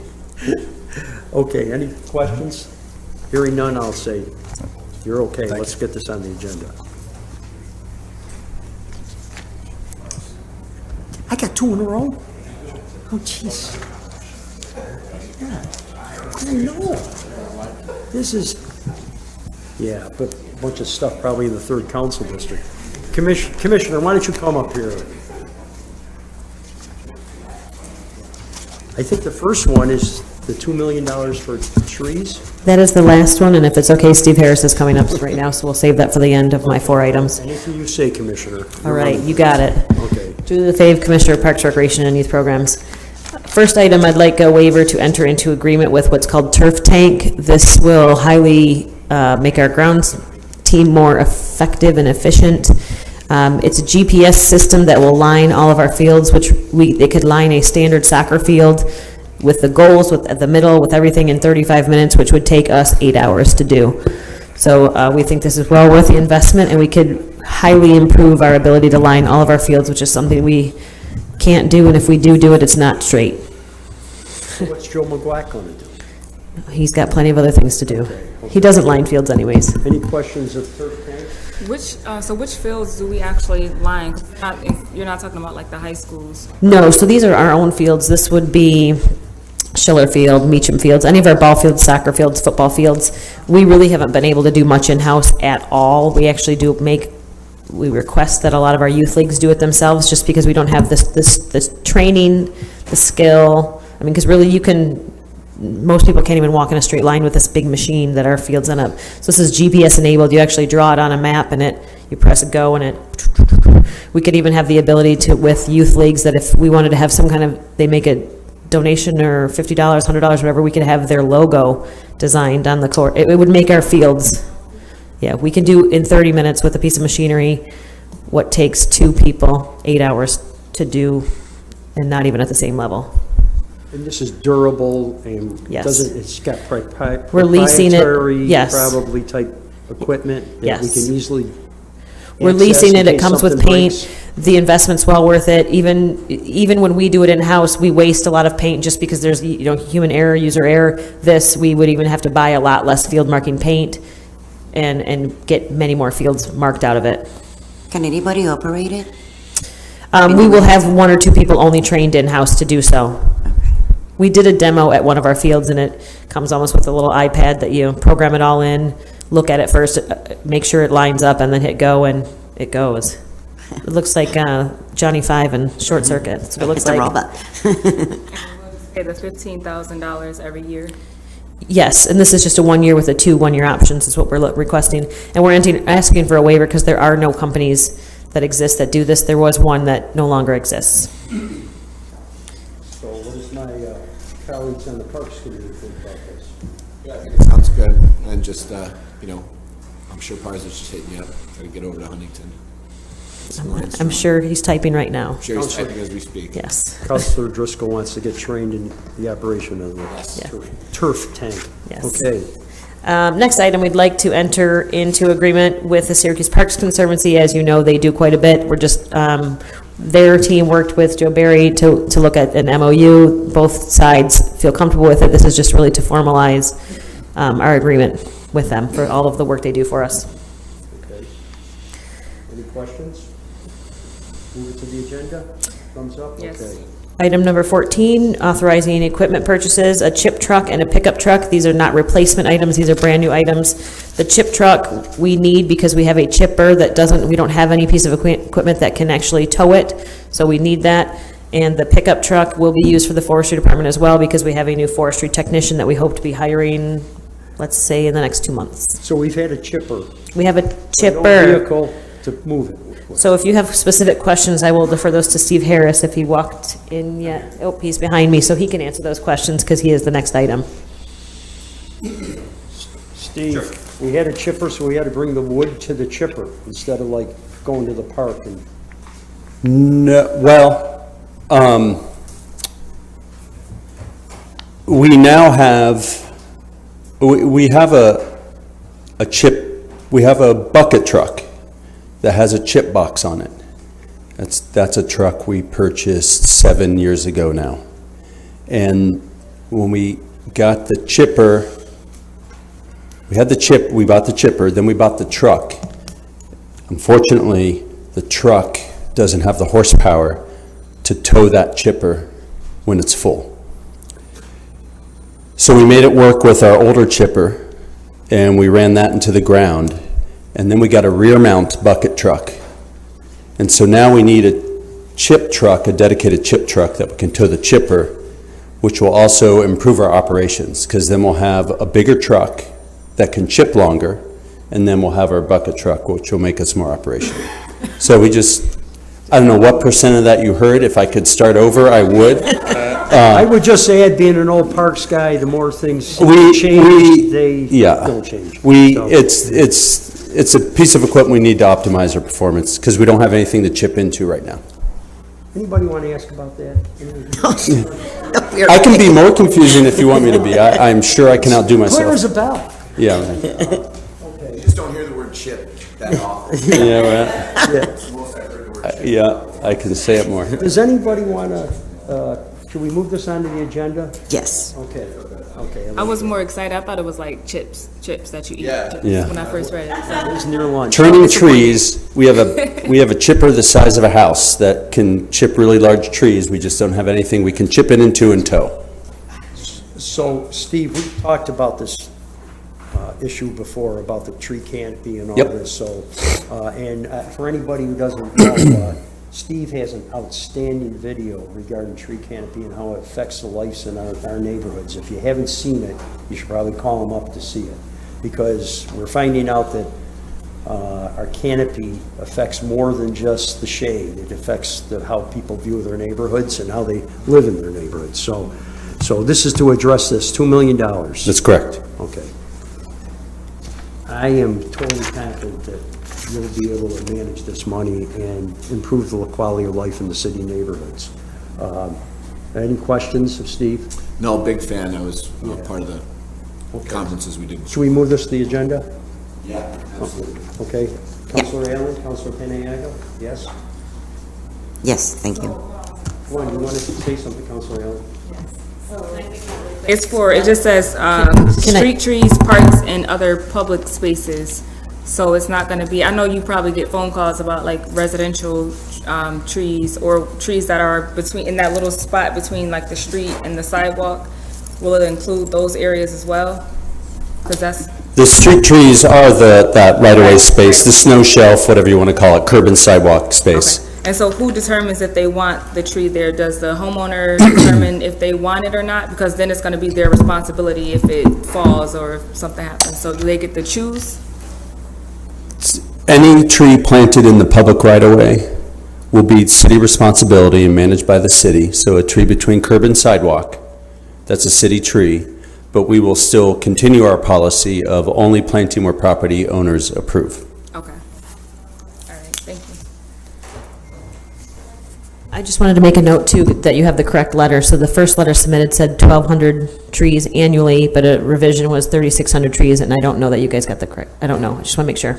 Yeah, this one says 1,200. So the corrected letter is 3,600 over 3 years. Just want to make that note. Okay. Any questions? Everybody okay, move this to the agenda? Okay, we're going to move to the agenda. Appreciate it, thank you. Thanks, Commissioner. Who's next there? Tony? I know I'm done. I'm happy about it.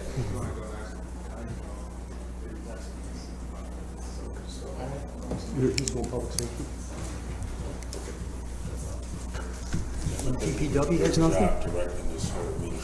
What about public works? It's late. Yeah. Oh, wait. Did you tell them to call? Public safety? Public works? Why, is Carney coming later? Or let the commissioner? All right. Who's gonna take care of the,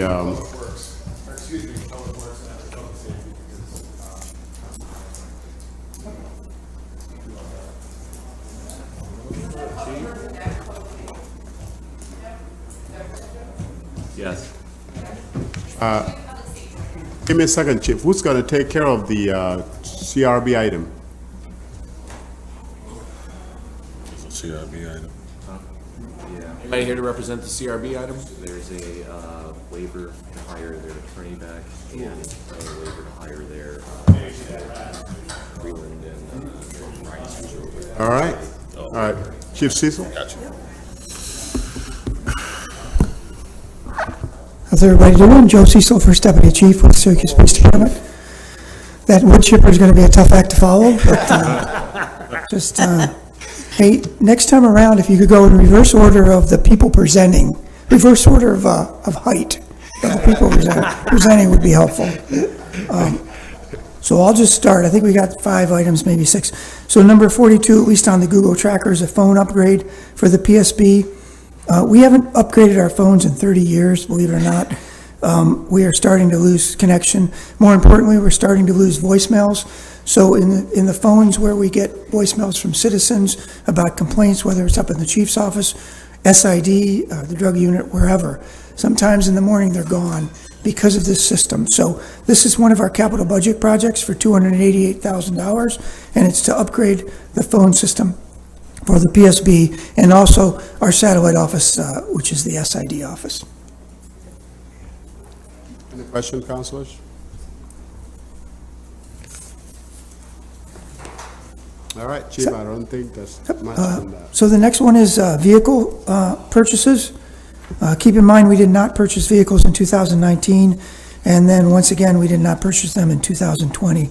So we are in desperate need of vehicles. I just want you to know that the attachment, even though it shows 20 marked, 15 unmarked, the chief has already indicated, and we've met on this, that we are going to purchase far more marked vehicles than we are unmarked.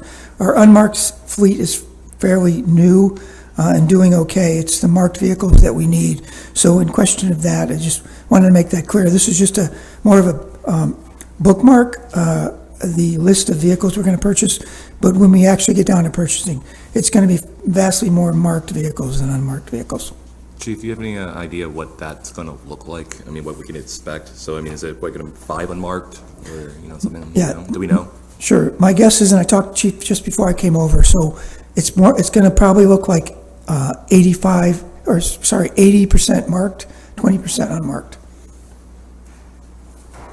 So what was the lifetime on these vehicles being replaced? The lifetime, well, I would know, I will tell you this, the marked vehicles, obviously, they run 24/7. If we get 4 years out of them, that's good. They become rather dangerous after 4 years, so we try to change them before that. But changing them doesn't mean we get rid of them. Sometimes they're moved down to, say, the SROs in the schools that don't use them quite as frequently. So sometimes they're passed down.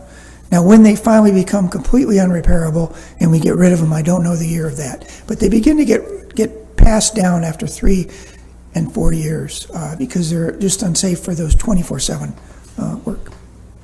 Now, and the maintenance still continue, right, with the once you pass them down like that, the police department still maintain? Oh, absolutely. They're still worked down by the garage. We try to get as much life out of them as we can, believe me. Okay. Any other questions? All right.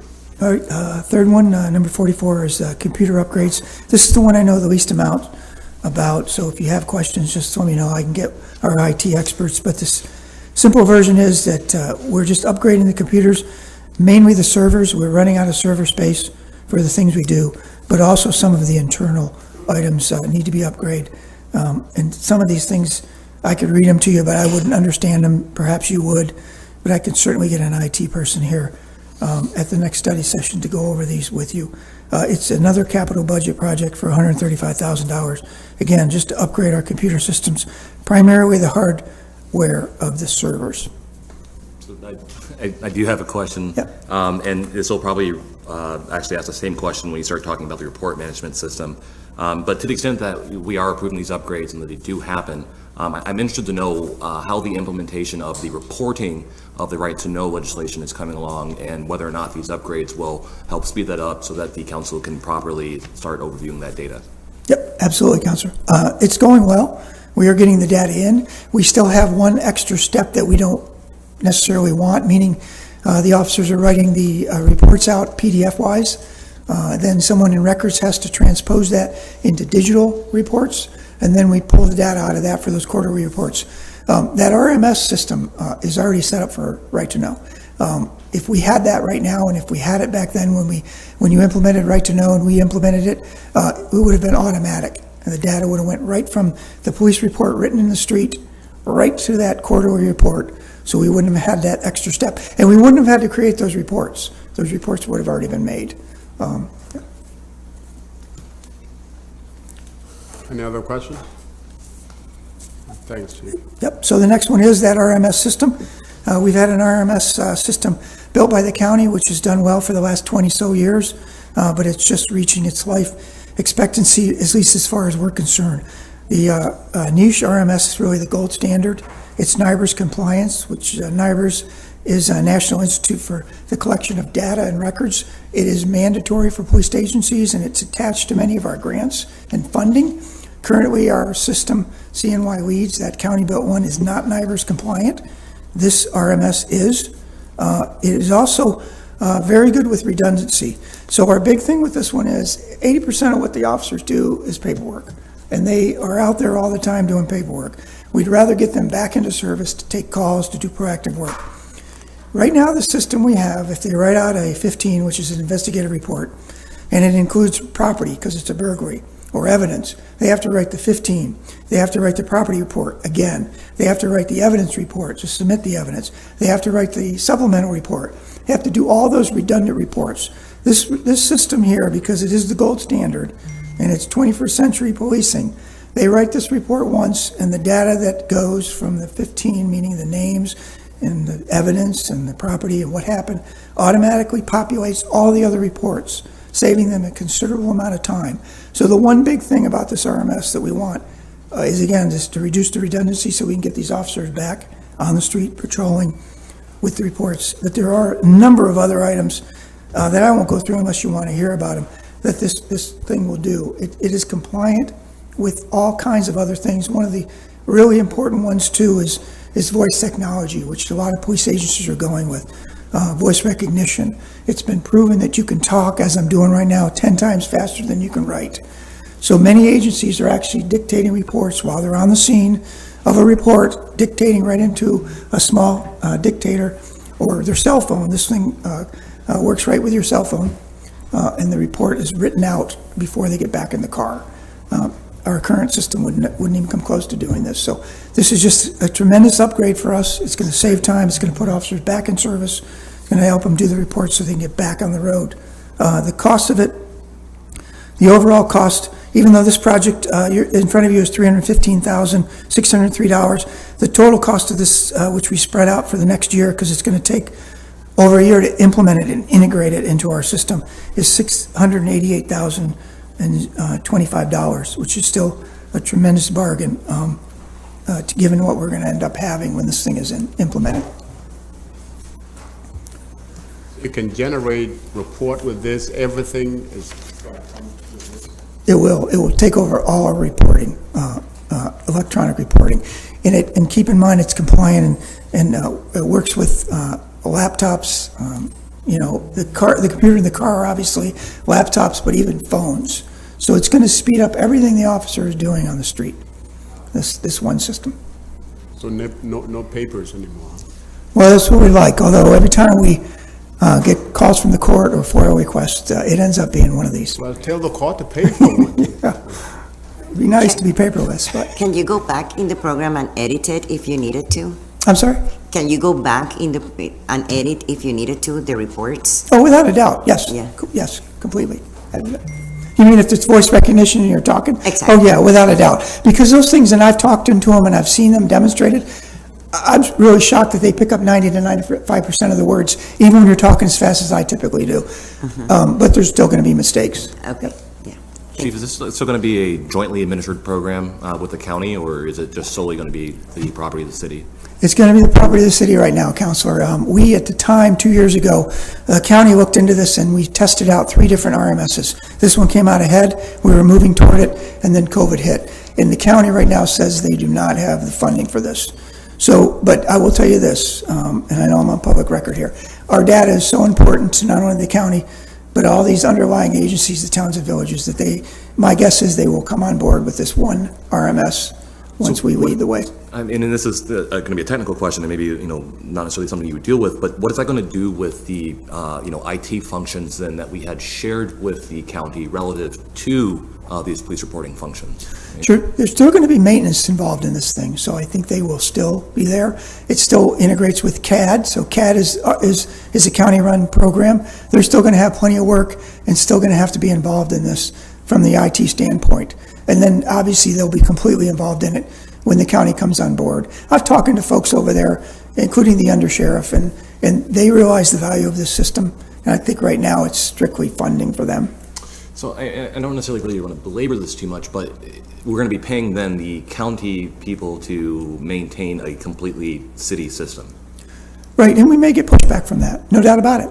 Early on, what we're probably going to do, I shouldn't say probably, we're going to fund a project manager for this to get it implemented. Niche supplies quite a bit of work at the beginning end of it, like the first 6 months, but after that we'll need a project manager to keep it going.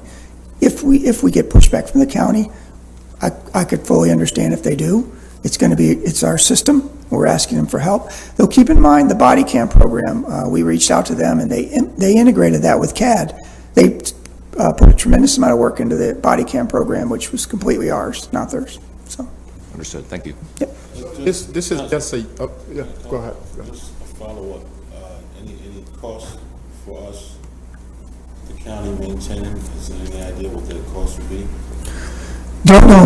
In the past, Councilor, everything we've asked them to do, they've done it, and it's just absorbed into their own costs. Like For instance, again, the body cam program was a huge lift for them to get it integrated with CAD, and they just, their people just worked on it. Just peeking at Frank, so no increased abstract costs we have to worry about. This one is not explicitly on, microphone, apologize. This one is not explicitly in our IMA with county IT. My guess is they absorb it as part of that, but it's not enumerated in that agreement.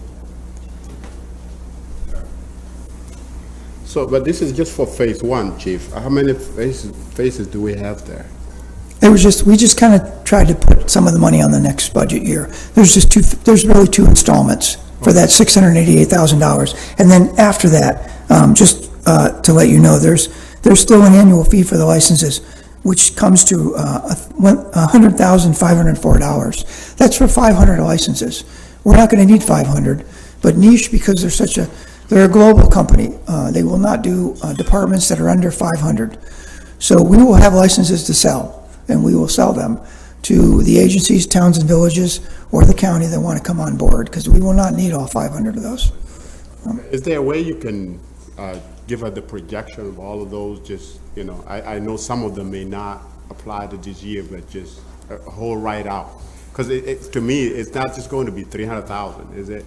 No. It's going to go to, you said 688,000? Correct. So, yep. So it's this year, the one you're voting on, $315,603. Next year, and it's on the letter. So next year, the next budget year, $385,737. After that, it's just the annual fee for the licenses. Yep. Which is $100,504. Okay. I don't have that on there, but that's the number for that. No.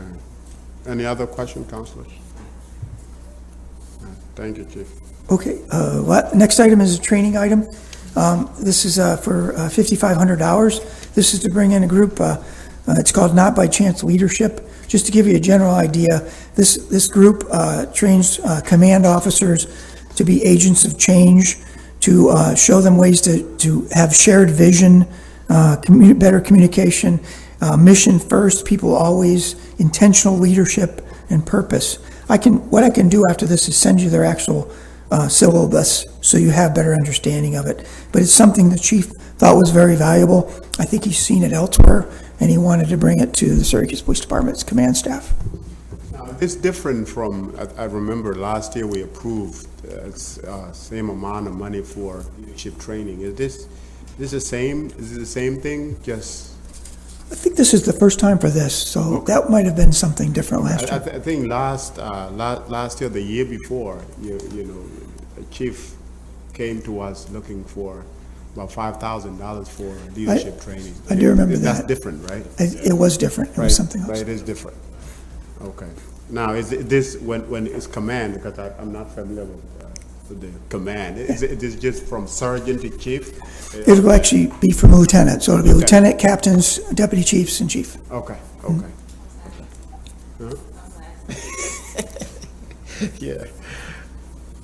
Okay. Be a little bit more specific about what the training is. I tried to look it up, and they go to course description, but all it gives you is a list of their various different courses. So it says not by chance leadership training, but what's the intent, purpose, right? What are you guys going to be focusing on? Yep, sure. I have this whole syllabus here. Would it be easier if I just send it to you as soon as we leave here? That could work. Yeah, because I could read through it. But if you could give a synopsis, how is it different? Is it different than diversity training? Is it, what are we looking at here? It's good. Yeah, it's completely different than diversity training, I would say. It's just command staff trying to get them all on the same page, and also to be, agents of change for the entire department. So a cultural shift, for instance, for the department, if we say, now we're going to do this, we need everyone to get on board and do this cultural shift down the ranks. But there's much more into it. It's about 3 pages of syllabus. So it'd be fair to say then it's about how to generate buy-in as it comes to, as we look to how to change policing in our communities, right? Great. That's a great way to put it. Yes. Got it. Thank you. This is just, it's not that important, but how many of these leaders are there, Chief, from lieutenant to chief? How many do we have? About 15, 20? No, lieutenant's on up. No, I bet the 20 number would be closer than 50. It's nowhere near 50, but I can get you the number. Say it's about 20, 25. All right. Any other questions, councilors? Okay, final item, number 47 on the Google Tracker is just the contract with New York State Fair that we put in every year. This one is a little higher this year because I believe the fair goes for a month and a half. No, I'm just kidding, but it's definitely 5 more days or something more than it was before. This is for our gang task force folks to just kind of walk around, try to diffuse situations before they occur. We've done this for, I don't know, 15 years, maybe more, and it's completely reimbursed by New York State. I think it's under agricultural or something like that, but it is reimbursed to the department. So how many officers will these? I think we put 4 out there each day. Yep. And I take this, all of this is fringes and everything else is all in there? It is, as far as I know, yeah. Any other questions, Council? Here you say there's going to be a specific unit assigned to do this work? It is, it's the gang violence task force. Because if we're gonna have a problem out there, it's gonna be a potential gang member having a beef with another gang member. So since they know the folks, they're able to walk right up to them, engage with them, and try to diffuse things. So that is the group that is out there. Yep. Chief, on all your training deals, is that all like straight time? Do you just go in and say, okay, this afternoon I'm going to be in training, and you're out of it? It's not overtime gigs, is it, or what? Triple time. Yeah, training is triple time. Yeah, it's all. Yeah, it's in-service training, no matter who's going to in-service training, whether it's officers, all the way up to the chief. Yeah, they're on duty. They either adjust days or they're put on training days, but none of that type of training you're talking about is on overtime. No. Any other question on this item? Now, Chief, the Armory Square situation. Yeah. I don't know if the newspaper made it so worse, or if it sounded like there wasn't a single officer out there. Yeah, I don't know if there. How did talk to us about that? I don't know if there was. I don't think that's accurate. That there was not a single officer out there. I know Councilor Hogan asked me about that on the phone yesterday. I'm surprised he wasn't down there on site. But 30 years ago, I would have been. There was officers. I will tell you, with full transparency, that we are having trouble filling that fully the way we do it, which I forget the numbers now, but I was in front of you 100 times, I should know the numbers. But we are not putting the total number of officers that we have and that we're able to fund out there. We're not filling that detail completely. But it's highly unlikely, and I'll check as soon as I leave here, that there was 0 officers down there that night. Keep in mind, the guy was pushed out of the bar and almost immediately pushed through a window. So even if the officers were a block away, they're not going to be on site when it happens. But yes. So, Chief, I mean, we went through back and forth with this as far as that Armory Square detail goes. I mean, obviously in the summertime, I imagine it's tougher filling your platoons out just on regular shifts, and then you layer on overtime shifts. I mean, it's obviously you just don't have enough police officers, correct? Yeah. I mean, for like overtime. I mean, so how do you prioritize? I mean, I imagine you would prioritize that Armory Square shift, right? The shift was certainly, well, yes. These guys do they have a choice? What overtime gigs they want to do? They do have some choice, yes. We put this out there. Contractual deal? They can pick, they can pick the mall if they want. They can pick the airport. They can pick Armory Square. They're not signing up for the Armory Square detail? That's correct. Yes, they're not in the numbers we would like. Before, it was very simple. We put the notice out, fill the roster, and it's not filling because of exactly what you said. They're not volunteering for it. Is there any ability to mandate them to fill out that shift? We just had a giant arbitration based on that because we did that for St. Pat's Day, and it became an arbitration and a decision, and so you could forward me that decision, so we don't want to talk about it in public. I understand. Yeah, it's difficult to do that. We can do it obviously in if there's some type of major emergency or disaster, no doubt about it. But for overtime jobs like this, we can't do that. It's almost like a strike, because they're basically saying, yeah, even though we're police officers, we're not going over there. Like, it just feels like they shouldn't be able to do that because you have a contract to police that area or to be there to make sure people in that particular area are safe. But then on the back end, the police officers are just saying like, yeah, we're not going over there. Oh, yeah, listen, Counselor, on that other end, on the ladder, the officers that work that area were not, believe me, they're not saying that. My guess is that night, if I was to look at the call load, we'd probably be 20 calls behind like we usually are around that time, and they are already tied up on something else. So it's certainly not them saying, we're not going over there. In fact, I would imagine officers would rather spend their time in the armory than going somewhere, taking shootings and stabbings and things like that. No, I can't remember what time did that happen? Don't know. Do you remember the time, Counselor? I wasn't there. I go to bed at 9. I don't know what time it is, but it's a good point. What if it happened at 9? In the next cheaper, I would say it was probably past midnight. All right. Yeah. It was a little after 11. Okay. He's closer to it. So it wasn't, I'm trying to ask, regular. regarding the contract that we did with the downtown community, how is that? Are you having difficulty also filling that detail as well? That's the detail we're talking about, Counselor. Yep. We put that out with a number of overtime jobs that are out there. And people are allowed to either volunteer for them or not. And there's, there's competition between different jobs. Some of them are easier than others. Some of them are more attractive than others. Even the dome event not last year, but the year before, we were struggling to fill that dome detail.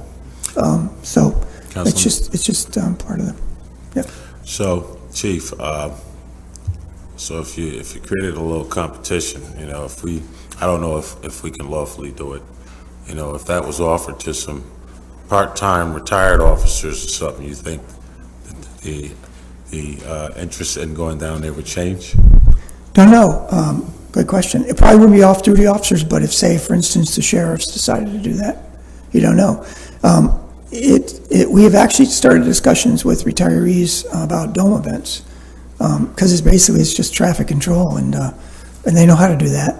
And even the union is not necessarily opposed to that. So Yeah, because that's a savings for us, that's for sure. Yep. But if they're not against it, then maybe that's something that we consider. Yep, I agree. Have we ever thought of maybe contracting with other municipalities? Or that's something that we You mean like a police municipality? No, we have relationships with when we do give, but So we're not paying no other officers. Yeah. No. What's that? Oh, no, I was just saying, we have these collaborations, obviously, with GIVE, those gun violence task force, but as far as this, it wouldn't really, the onus wouldn't necessarily be on us to reach out to them. I guess it would be the downtown committee if they said, this time around, we've got this money and we're giving it to the county to have deputies there instead of Syracuse police. And keep it, I just want to make it clear, it's not as if there's zero of them down there. People are still signing up. It's just not, the roster is not full.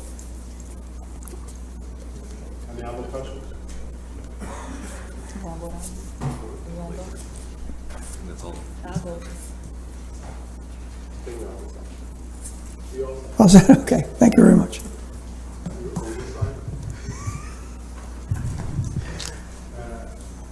Thank you for joining us, Ray.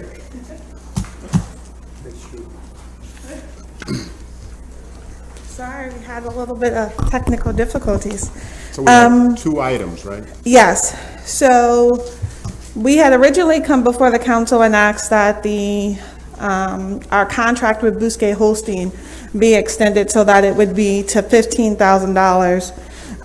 But we have exceeded that amount, and we need to make it so it goes to $16,000 because we've incurred enough legal expenses from the last fiscal year in order to make sure we can pay for that. We have the money in the budget. We just need to have the proper ordinance in order to make sure we can pay it. And then the next one had to do with us with the next fiscal year, this fiscal year coming up. We wanted to make sure we had allocated $13,000, which was what we had before, with regard to legal fees, again, to Bousquet Holstein, but we needed to also waive the RFP process, again, since Bousquet Holstein has the knowledge that's necessary with regard to our legal needs. We needed to waive the RFP process for that. Also, our private investigator, Virgil Hutchison with Freeland Investigation Services, we had allocated $10,000 for him in this fiscal budget, and we needed to make sure that we waive the RFP process again for the same type of rationale. He understands the needs of the CRB as it comes to being our private investigator and things of that nature. So those are our three. Is it here, the freelance one? Oh, Yes, yes, I see. it's for private investigation services. Yes. Okay. Now, with these, Bousquet Holstein, is it gonna come back again for more investment? I can't tell you that. I mean, it really depends because we know that the law department, Corporation Counsel is our attorney for all intents and purposes unless there is a conflict of interest. So it just depends on the matter.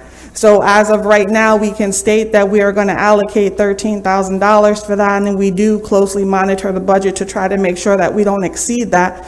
But when we have situations in which we need to have our independent counsel, we need to make sure that we have that available.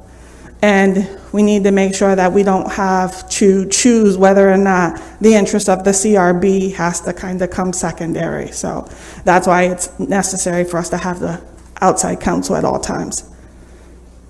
So I guess, just for clarity, both the item are Bousquet. No, there's two items that are Bousquet. So we needed to increase our budget from the last fiscal year to cover. And this is a new one. The 13,000 is a new one. So that the 13,000 is for this fiscal year 2022. Okay. The other one is for fiscal year 2021, in which we at first allocated $15,000 to, and we need to increase it to $16,000 so I can finish paying the rest of the outstanding legal bills that we have for that. So do you think that, because it doesn't sound like the 13,000 is gonna be enough then, if we already know that we're going over our budget now? Right, but that's what we had originally put in the budget, because the last time we were really close to 15. And so we tried to, save a little bit. I mean, we will have funds in the budget to allocate over there, but, that's what was put into the budget in terms, so we wanted to keep it fluid with regard to the language. So we only allocated 13. So I would say don't be surprised, but we'll try to keep it at 13, but I can never fully say because we need legal services. So we're not, Ryan Susser does most of that work over there, is that correct? Yes. So he took over after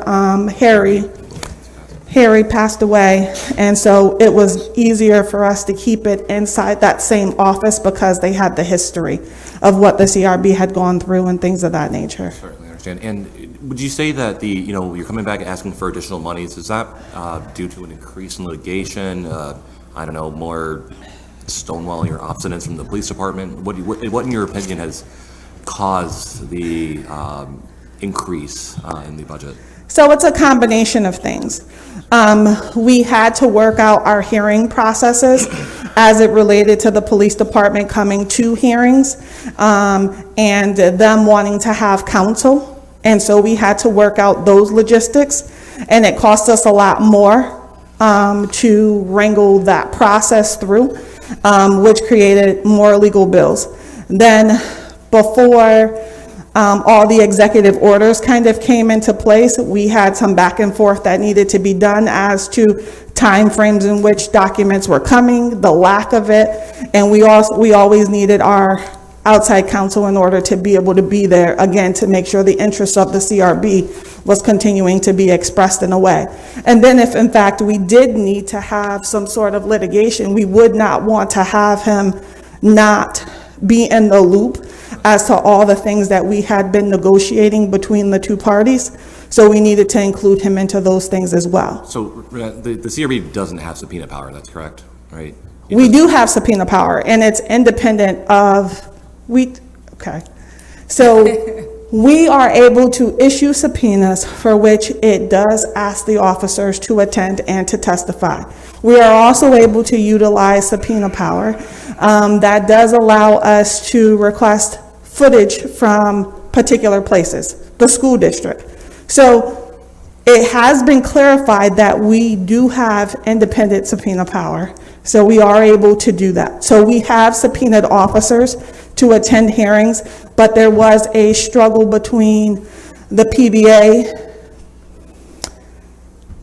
adhering to that, so we needed to go back and forth a few times, and we have finally reached some accommodations as it relates to them appearing and testifying at the time of That's kind of what I hearings. was getting at. That was kind of like an academic opener, because, you know, the problem there would be like enforcing it, but what are the arrangements then that have come into effect that'll, you know, compel, or not compel, but have officers show up and participate in the process? So literally, it wasn't until we had an attorney that was involved with the PBA that was willing to understand the need for the officers to testify at CRB hearings, and that if we had subpoenaed them, it was for a valid reason.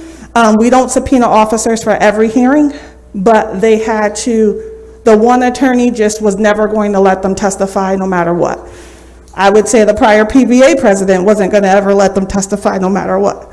So once we were able to have a meeting of the minds, which took some time, we are now getting them to appear, and they are now testifying on certain cases. Again, we're not subpoenaing them on all, but the ones that we feel that are necessary, it is required. Now, our attorney is not appearing at the time of hearings, only the PBA attorney and the officers, but we had all of that back and forth in order to get to this point.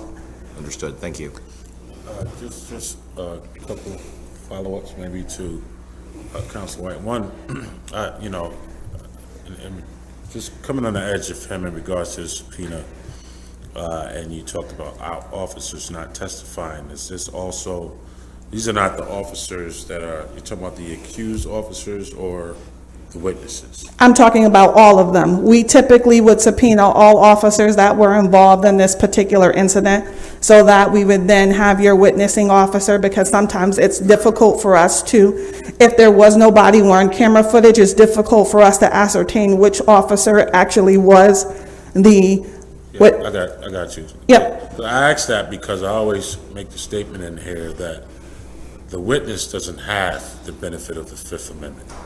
So I don't know how they're not compelled to testify. That's one thing. Secondarily, though, going back to the concern on cost, I would expect that it would be easier to control the cost potentially so that it doesn't exceed 13 if the outside attorney or the attorney is used specifically for conflict.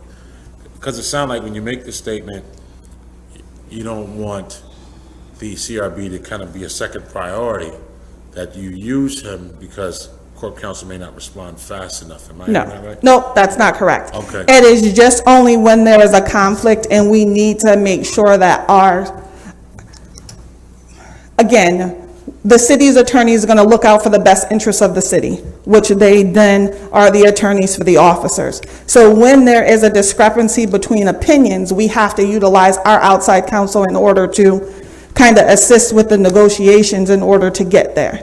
And we would like it to be that we could, you know, myself as the director and corporation counsel could meet this, or myself, the director, and the PBA attorney could do that. But as we know, sometimes 3 attorneys in the room get things done better, and they can kind of argue their legal logistics and all of that together, which helps. Yeah, I understand. I was just making sure we were clear, because I was making sure I understood your statement. Yes. So your statement was just relative to issues where conflict exists? Yes. Okay, gotcha. Well, it depends. It depends. You know, I mean, obviously that's a whole nother debate, because now you're getting into the purpose of CRB, right? It's been my debate the whole time. Yes. Yeah, we want to do But that today. we do utilize it only when there is a need for a conflict, and that conflict does not have to be identified by the city. That conflict can be identified by the CRB, because we know that there's a conflict. Because if not, then they would always say that there's no conflict. So we know that when there are certain things that we need to push forward, we need to have our outside counsel there, so. Any other questions? All right. Thank you. motion to move on Sorry. forward. Anybody to second everything here? All right. That will be it for me. Thank you. Okay. Sorry for being late. Let's move on to the DPW committee meeting. Let's start with the first item. So Ann Fordock, First Deputy Commissioner of DPW. I always forget to say my name, so. So item 16 is a waiver, and that is for S&W for the fuel island repairs and parts. Did you have any questions on that one? We're waiving it because these are, is it price or is it just simply parts? Like, why are we? It's let me introduce Rich. Yeah. Rich Malazzo, Superintendent of Stores and Services for the DPW. The reason why we go with S&W is they're the company that maintains our fuel islands and the software that we use to take care of all that information for us. That's who they are. Continuity with same, making sure we're using the same product, same software. Yes, exactly. Okay. Any other questions from my colleagues on that? Okay, I'll call that item ready if there aren't any other questions. Can I get a second? Second. All in favor? Aye. Okay, great. And Rich is probably going to stay up here for a couple of these. All right. So the next one is a waiver for Safety Clean. It's for the collection of the used oil in the garage and maintaining the parts cleaner. Safety Clean is the company that supplies us with all of our parts washers and maintains their equipment so that we can use it. They also are the company that takes all of our used oil and our contaminated oil products that we use at the DPW. They're the company that takes that out of there for us. Any questions from my colleagues on that one? Is it a city business or are they? Safety Clean is located in the city. In the city. Yes, they are. Okay. Call that item ready. Can I get a second? Second. All in favor? Aye. Aye. Okay, next item, please. All right, so 18 is the request for a waiver for Penn Detroit for repairs and parts and on transmissions for heavy trucks. And any questions on that one, or it's specific for those vehicles to get repaired by the manufacturer? Okay. Any questions on that one? No. So those vehicles are not repaired within our local shop? No. All the vehicles that we have at the DPW, if I can elaborate on Penn Detroit and Cummins, they are the manufacturers of the transmissions and the engines that are in our vehicles. When a vehicle that we own is out of warranty and we have to have it serviced, it's easier for us to take it to somebody who is proprietary to maintain it than to take it back to the dealer if our mechanics can't deal with the problem. That's why we end up using Cummins and Penn Detroit versus the dealership such as Mack or International. How often does that happen? How often do we do that? We don't do it that often. That's why we're not asking much for them to put money into those waivers or ordinances, because we don't do it enough. But when it does happen, it's because that we've exhausted our own means of fixing the vehicle, and we need to get that vehicle up and running, so we have to use their services. Any other questions on, I guess those are both Penn Detroit and Cummings, same, all right, okay. So I'll make a motion for both those items. Can I get a second? Second. All right, all in favor? All right. Okay. All right, so that brings us to 20, which is a request to extend the contract with Barton and LaJudas for the solid waste study. I believe you actually got a waiver letter on that. We're about 2/3 done with the study. A couple months, we expect to have the findings. And Honestly, you already approved this. It's just that on the paperwork, they put the end of the fiscal year, so I need to continue to pay them. So we just extended the time frame on it, and it was totally just a mistake that we put the end of the fiscal year and not the end of the project, so. Okay. Any questions on that one? No question. No? All right. I'll make a motion to put that on the agenda. Can I get a second? Second. All right, all in favor? Aye. Okay, great. All right, 21. I did have Tim Rudd written down for this one. This is a request to extend with energy automation for energy consulting services.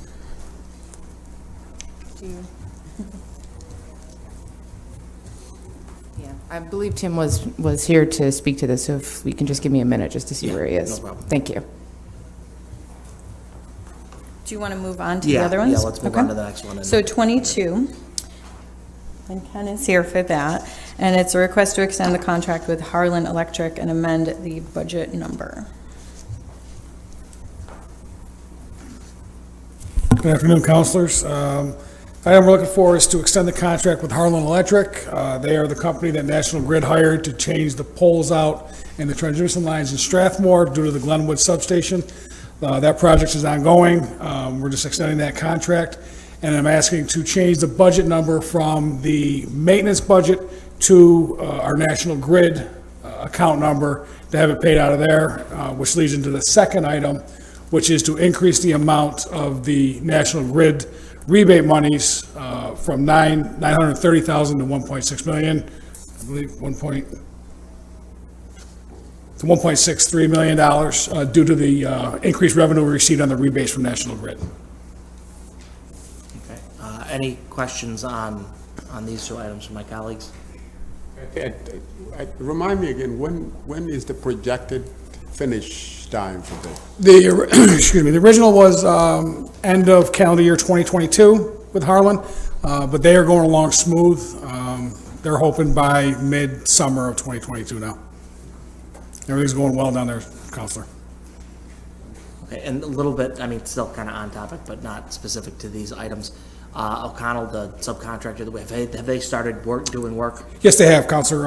They have addressed over 80 lights already. Okay. They currently have a crew working on 690 between Townsend and Peach Street. There's some lights that DOT installed a few years ago that we have some issues on. They're troubleshooting those as we speak. Okay, all right, great. So are there any other questions on these two items? No? I'll make a motion to put both of them on the agenda. Can I get a second? Second. All right, all in favor? Aye. Thank you. All right, thank you.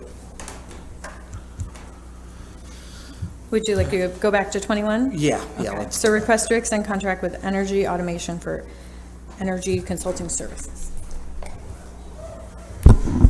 So Energy Automation is a consultant that oversees our national grid bills. So there's a guy who's done it for like 20 years. He'll basically call and say, hey, you're about to turn on the ice rink.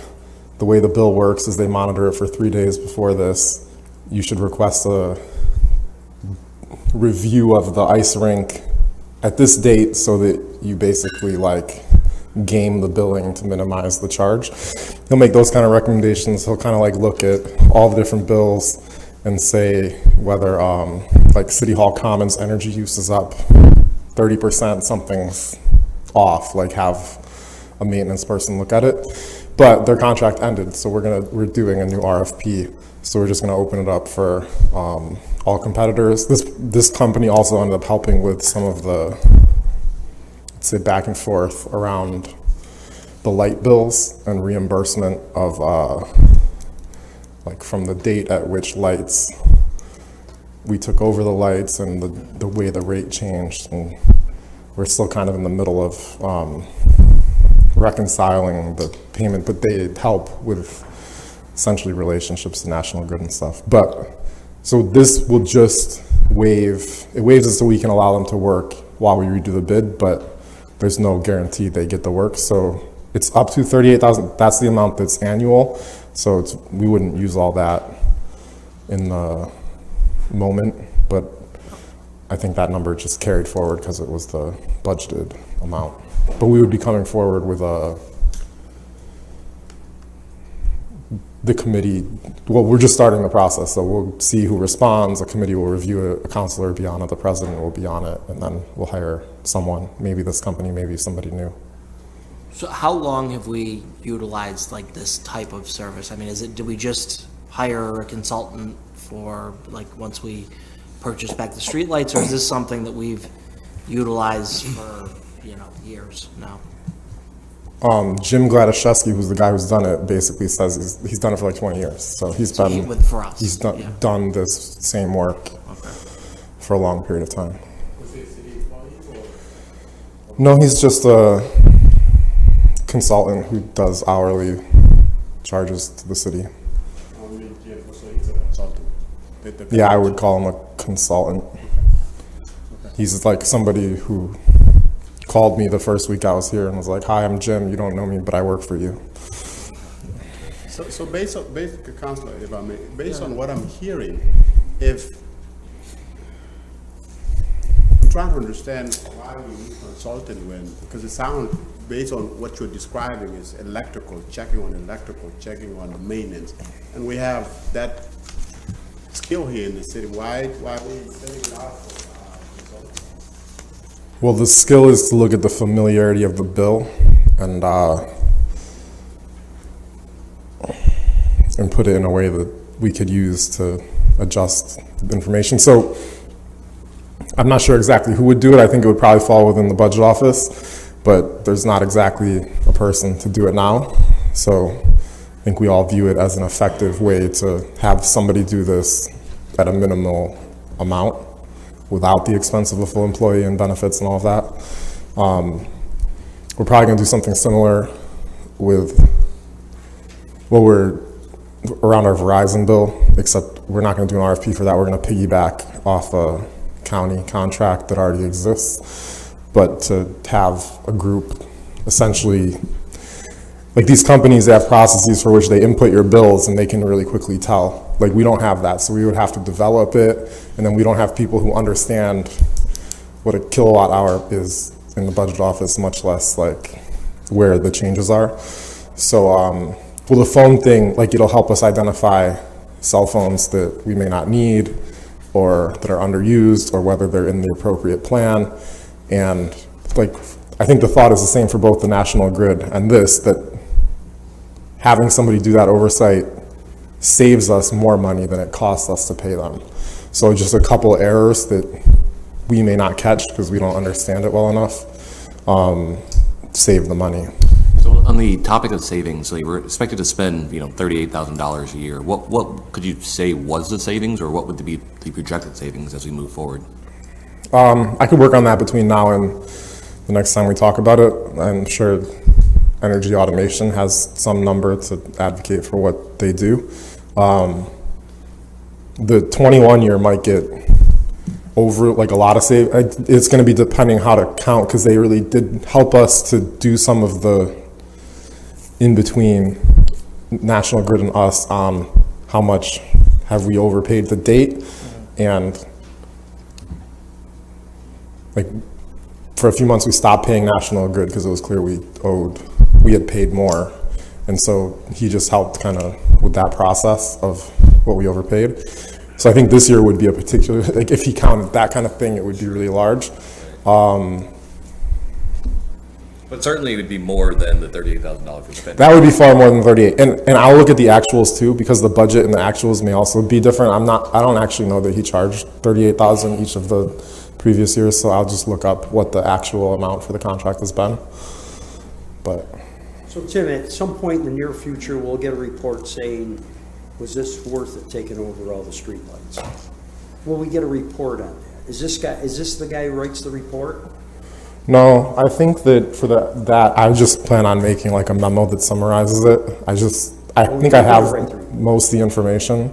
Like we have the whole debt schedule now, so you can see that. And then it's very clear what the energy bill used to be and what the energy bill is now, and then what Ken's maintenance budget is. So there's definitely, well, I don't know. I think there's clear savings to that change, but obviously it will depend on our cost of maintenance in the long run. So just to, I guess, sort of summarize this, this individual, I mean, let's say, just, we understand cost savings is, we don't need to have an additional employee where we're paying all the fringe, everything else that comes along with, being a city employee. We don't have to deal with whatever the software is, because let's be honest, it's probably proprietary and we're gonna have to purchase it or rent it or do whatever we have to do, and it's gonna be a headache, I assume, probably like PeopleSoft. So, I mean, that's an obvious savings right then and there, but on an annual average year, that outside of when we probably desperately needed an individual like this for the street light purchase, they do what on, like, they add, like, well, they'll catch, hey, geez, there must be a generator or two running, at this, facility that you guys aren't recognizing. You're spending an extra $1,000, a month or every couple months at this facility that you shouldn't be. Is that, I mean, right? Is that, I'm just trying to wrap my I think it's basically like, oh, this cost is up, something's different, and flagging it for you to go look.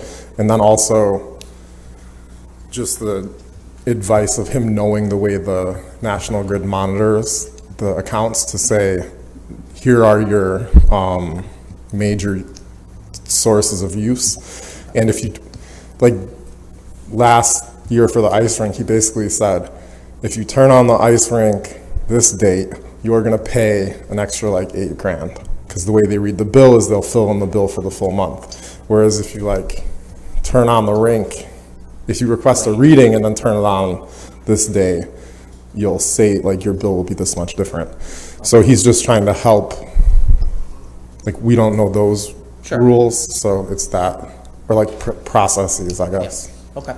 Have we actually measured the projected versus the benefit? So say, well, as an example, like before the energy, the streetlights conversion, we were spending I think 4.7 million a year on those. So like 40,000 is, a very small fraction to monitor to see how it goes. So now our energy cost is going to go down dramatically. So, I mean, but a lot of the billing, you would think the city would get one bill, but it's not. It's at least 13 bills, and they have different components. So there's a lot of pieces to it. But at the same time, we're going to open it up and see what companies have it, and whether there's like another provider who can do it either the same for less or better for the same. Okay. Are there any further questions from my colleagues on this one? Okay, make a motion to put this item on the agenda. Can I get a second? Second. All in favor? Aye? Okay.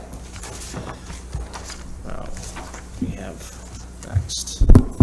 Okay, that brings us to 24. Request to bond authorize the project amend ordinance for the wash bay. And if you have any questions, Mary is here. Good afternoon, councilors. Mary Robison, city engineer.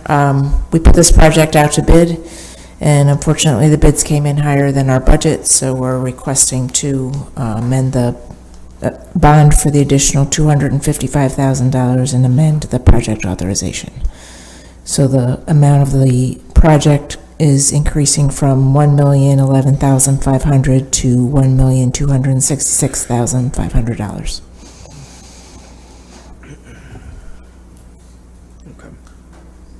Are there any questions from my colleagues on this one? Timmy, why would we bond for this? It's just a bond authorization. It's a bond, we always have to do a bond authorization. Why wouldn't we use ARPA money for this? Because we are.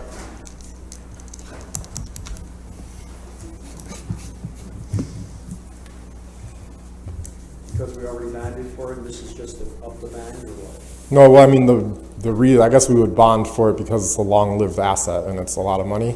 The ARPA question is really that it's not in the ARPA plan. So we can't just add it, I guess, would be the answer. Thank you. Any other questions? All right, I'll make a motion to put this on the agenda. Can I get a second? Second. All in favor? Aye. Okay. Okay, number 25 is the request to proceed and bond for the Traffic Management Center Operation Program. And I have Neil and here if you have any questions.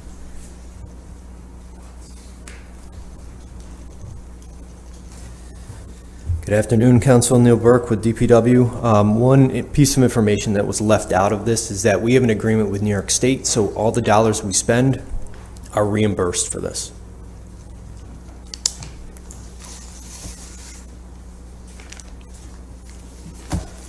Are there any questions on this item? Yeah, what does this program do? So this is a staffing out of the Traffic Management Center. So this is a area of the Department of Public Works where all the interconnected traffic signals report to. This is where the server room is essentially, and this staffs it out with professionals. Got it, thanks. Any further questions on this one? No? All right, I'll make a motion to put it on the agenda. Can I get a second? Second. All right, all in favor? Aye. All right, 26, request to enter into an agreement with Bell Atlantic Mobile Systems of Allentown, and it's regarding the wireless facilities pole replacement and maintenance agreement, and I defer to Mary again. So this agreement goes with the 5G agreement that we approved in 2020. I think it was 2020. Basically, we've run into a situation where Verizon Wireless would like to install some 5G antenna on some of our signage poles, where they would remove our decorative signage poles. There's a couple outside City Hall and around various areas downtown, or else our pedestrian signal poles, which are roughly 15 feet high. So they want to replace those poles and install much taller poles and put their 5G on top of them and put either our pedestrian signal or our signage on those poles. So we don't want to take ownership of those poles because we only have a need for a pedestrian signal or a sign or some other infrastructure that only requires a much smaller pole. So this outlays the terms for that situation where they would replace the pole and own and maintain the pole, and they would put our infrastructure on their pole, and it outlines the scenario for them maintaining the pole for the life of the agreement. If the pole gets knocked down, they have to replace the pole, and all other kinds of terms like that. Yeah. Is there any language in there, I guess just, my first reaction is to ensure that going forward, we would have complete access should we need it, Yes. So that's clearly laid out that Yep. we would always, okay. Yeah, and that's good. Is this a multi-year agreement? Excuse me, the time? Is it a one-year agreement or more? No, it's same length as the 5G agreement, so I believe that's like 20 years and has opportunities for extensions beyond that. We already have the poles identified, the ones that they want to use. We have some of them identified, and I'm sure there's more to come. Around how many? I would say there's probably half a dozen right now that they're looking at least. But there'll be more. Is it more in residential areas or downtown? So far, it's downtown. And I'm sure we have language in there about standards they have to meet, qualities of the pole. Yes, it has to meet the aesthetic guidelines, yep. And would these be similar?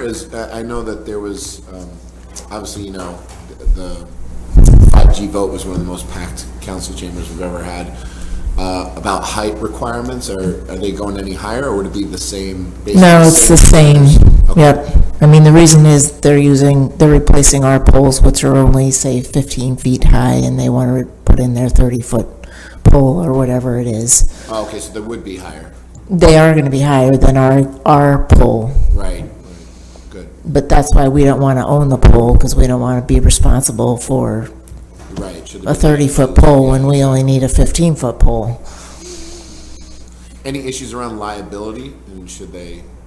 Law department negotiated the agreement with them, and there's indemnification and liability clauses. Good.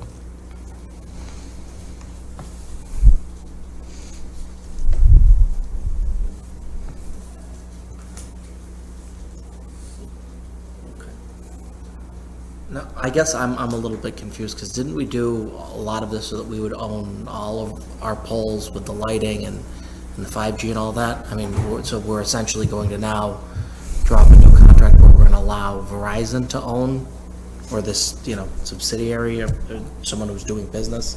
Is Verizon to own and maintain the poles now? Just these certain poles where they're replacing our pole with a much higher pole. How many of these do we believe?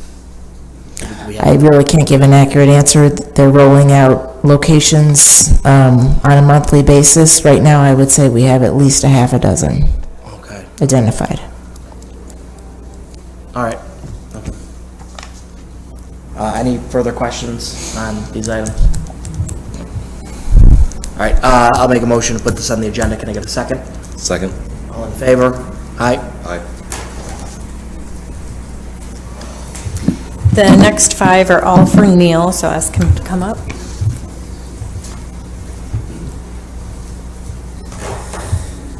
Neil Burke, Public Works Department. 27, 28, and 29 are all related to our term agreements for traffic and transportation engineering services. This went out to RFP last year. We selected these firms. These items are for the first of the one-year extensions of those contracts.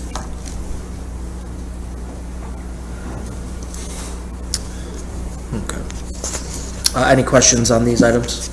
No questions either.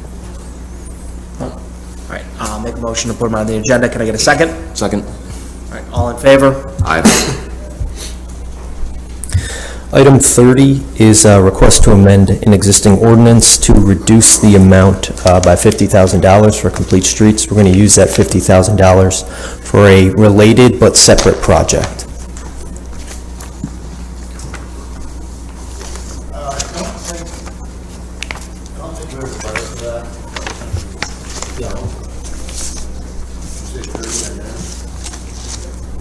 Yeah, it's 30 on mine. Yeah, we don't have one. It's not in our packet. Yeah, yes. We're going to hold that. For the confusion, yeah, we're holding it. Are we holding 31 as well? Just 30? Okay, we'll skip ahead, one less. 31 is a request to proceed and bond for the 21-22 fiber optic trunk program. This is a replacement for the fiber optic backbone that serves the interconnected signal system that is related to the TMC. It's about 25 years old. It is functionally obsolete and in very poor condition. We've been working on this for about a year in design, and we're ready to move out with the bid. Any questions on that item? No? Okay, I'll make a motion to put it on the agenda. Can I get a second? Second. All in favor? Aye. Aye. Thanks. Water?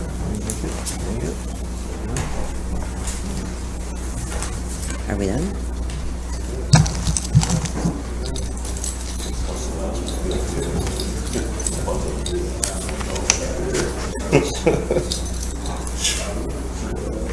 Hopefully they're related. Good afternoon, nice to see everybody again. Commissioner Awald, Syracuse Water Department. We have item 32, which is our annual renewal agreement with the Onondaga County Soil and Water Protection as part of our filtration waiver agreement that we have. Any questions on that? No. Any questions from my colleagues on that one? No question. All right, I'll make a motion to put it on the agenda. Can I get a second? Second. All in favor? Aye. Aye. Item 33 is a waiver for maintenance on our backhoes and excavators with Milton Cat. They have proprietary equipment on these vehicles that only they can service. Any questions on that one? No. Any questions from my colleagues on that? No? Okay, make a motion to put it on the agenda. Can I get a second? Second. All right, all in favor? Aye. Aye. Okay.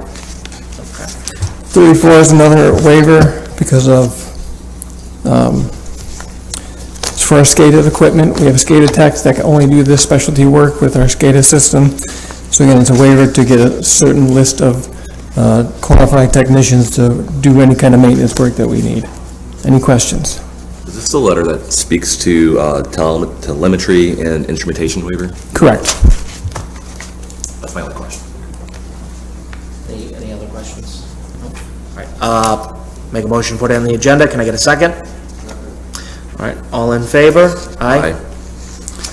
Number 35 is authorization to proceed with the project using the ARPA money for the 9 Mile Creek crossing, which is our conduit number 3, which is our 36-inch conduit coming from Skinny-Alice Lake, crosses 9 Mile Creek into the city. It's historically had some breaks and leaks in that area.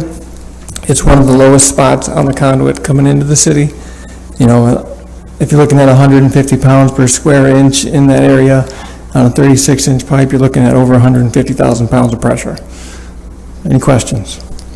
Is this the spot where we believe we're losing the most? Because I know in previous conversations that we lose a considerable amount of water from Skinny-Alice to the city. Is this where we believe is probably the biggest, like the worst area? We've had issues here in the past few years back. We had one of our blow-offs actually blow off and had a big a leak there. So this is, you know, a critical area that we need to maintain and get fixed so we can tackle some of the other smaller leaks that we're finding out of the conduits. So far this year, we've tackled 15 to 20 leaks out of the conduit. I hope this is not one of those areas with wooden pipes, is it? No, we don't have any wooden pipes in service.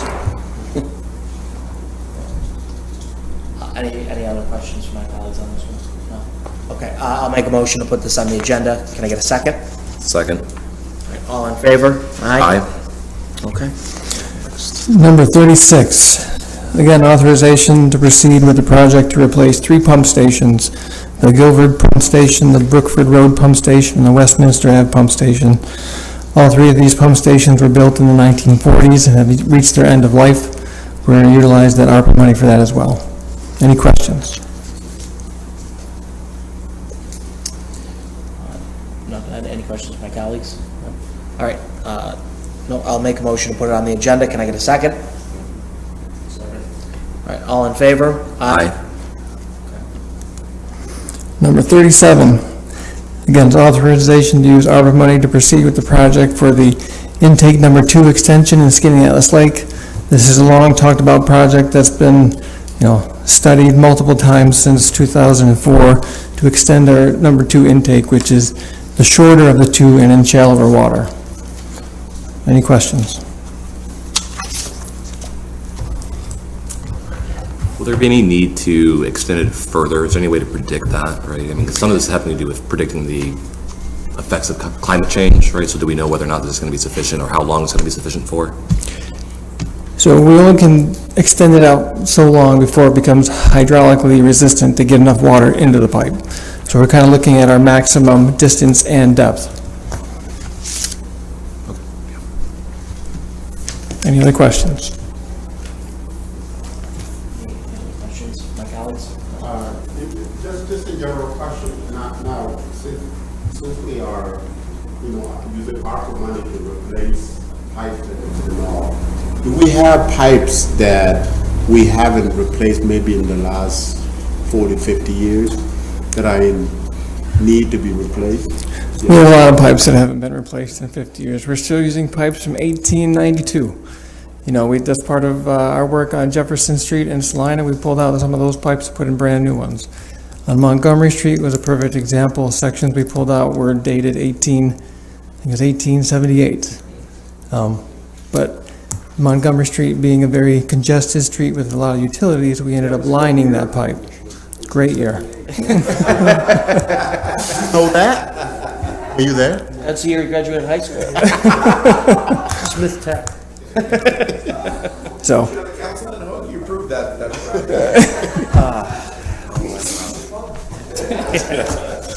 So yes, we have a lot of old pipes that we're addressing. Some are easier to address than others. So. I'm asking that because I think for a long time, we've been talking about our struggle as a city with pipes and breaks and all of this. And I'm just wondering, in terms of prioritizing the opportunities within ARPA, I don't know if we have identified main pipes that since we have these opportunities, that we should really, take it. We have. So some of these projects we're doing in the last couple of years have really focused on some of these problem areas. For example, Brighton Avenue, Brighton Pump Station. Now, the Brighton Pump Station's at the top of the hill right across from Brighton Towers. That main going south on Brighton Ave has been very problematic. Say over the last 10 years, we've had 15 to 20 breaks. So as that project is going forward, which, that one's going to be going out for construction here in the next few months probably, we're doing the pump station itself and all the water main to the city line to remove that problematic main so we're not back there every couple months repairing the same repair. And then one of the things that I have heard before is that, once you start to go to hilly areas, that somehow there may be issues with water pressure. Is that true? And how much of that are we trying to fix with the opportunity? So we're fixing it little by little, and the beauty of our system is gravity fed. With these small booster pump stations that service some of the higher elevation areas, but the bulk of our system, even from Scaliatis Lake to here, is all gravity fed. So we don't pump a lot. So since it's all gravity fed from the reservoirs, it's based on elevation. So with some of these pump station upgrades, we're hoping to maybe boost the pressure in some of these areas that have had historically low pressure. Maybe we can put them in a pressure district or expand the pressure district, and that'll involve some repiping configuration to do that as well.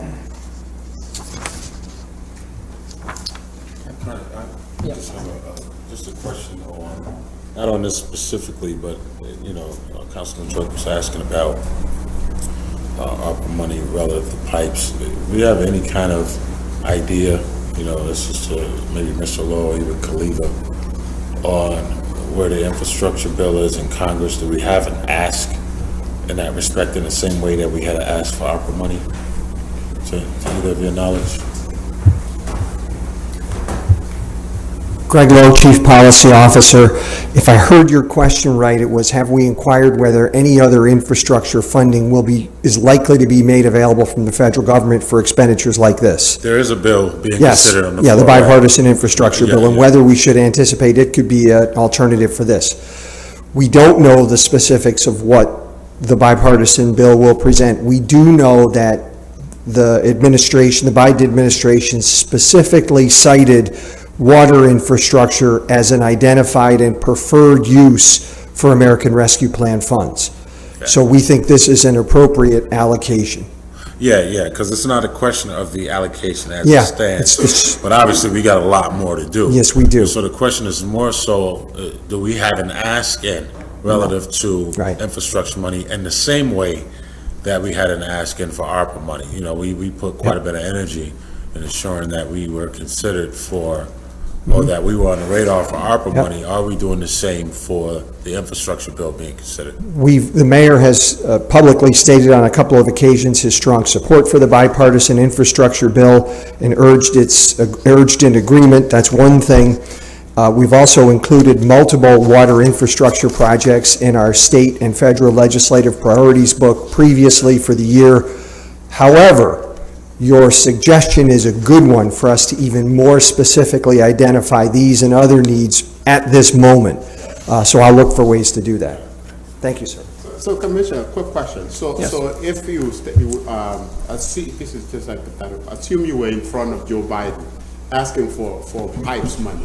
How much would you ask that you think that it would fix our problem? That's a big number. What is that? I can't remember off the top of my head. I know we've done a study a few years back. I think we were looking for at least $50 million. 50 million. And I think, $500 million. I think we were looking at 50 million per year to catch up over the next 10 years or something like that. Cost of our Okay. Okay, so 50 million over 10 years. So $500 million for both the pipes and the roads separately. Right. So it's a lot. So it's about $1 billion total in cost. for repair. Come back and say. All right. Any other questions on the intake? No. I'll make a motion to put an item on the agenda. Can I get a second? Second. All right, all in favor? Aye.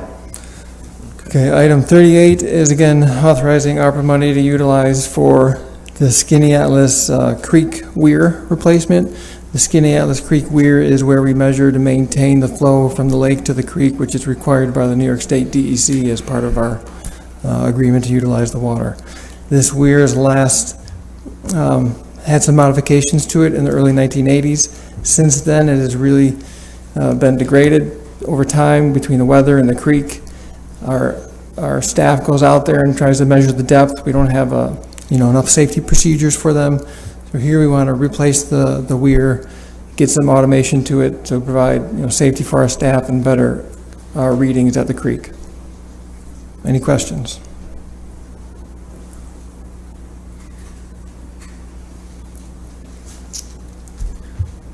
Any other? I'll make a motion to put this on the agenda. Can I get a second? Second. All in favor? Aye.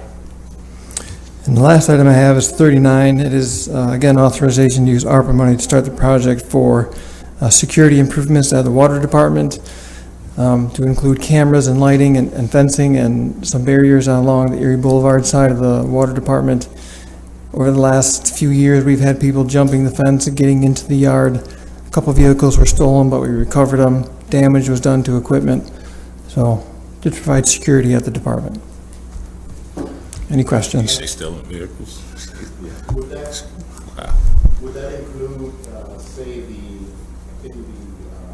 warehouses that don't have the correct amount of those little facilities, like there's one on. Oh, you mean the gatehouses Yes. along the conduit? Yeah. No, this is strictly for security here at the department where we keep all of our equipment, our pipe, our brass, parts and pieces we use every day. Now, I'm asking that because, especially in my district, I have had constituents come to me and said that, Joel, people are sitting next to these facilities because they usually have like a good space around them when they are doing some illegal activities. And when they're already gone and they can't be traced. I don't know if that's. I'm not sure what security system. facilities you're referring to, because the gatehouses we have are out on the conduit from the lake to the city. Our facilities in the city are like the reservoirs and UV facilities there. Yeah. And we have the small pump stations, which is part of this, upgrade. We have 7 pump stations within the city. Most of them are underground, so we're trying to bring them above ground so they're not confined spaces. But again, this ask is for security improvements at the water department. Any questions?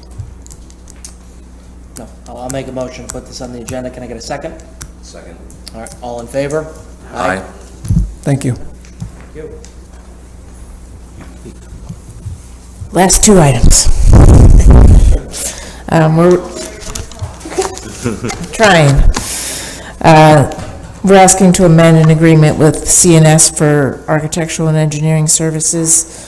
We're short-staffed upstairs, and we have 2 immediate needs. One is for parking garage repairs, and one is for designing of the ARPA projects that have been authorized. So we're asking to amend the agreement from $800,000 to $1.2 million. We're in the process of doing an RFP, so this would carry us over until we get the RFP out and get the proposals and a selection. Engineering definitely needs, especially about this one we're trying to put in the system right now. Yes, and this agreement, we've almost exhausted all the funding authorization. Any questions on this item? No questions. No? Okay, I'll make a motion to put them on the agenda. Can I get a second? Yep, second. All in favor? Aye. Aye. This last one is easy. We have a project going on downtown Mill and Paved Streets. There was some discrepancy in the documents when I came to you for the last amendment. So there's just a $1,000 discrepancy, so I'm reducing the project authorization by $1,000. And the good news is, when we got the amended agreements from the state, it included the 20% state funding, so it's 80% federal, 20% state, 0% city. Any questions on this item? No. All right, make a motion to put this on the agenda. Can I get a second? Second. All in favor? Aye. Okay. Thank you. That's it. Thank you. With that, I'll call this meeting to an end. Thank you. Have a nice rest of your day.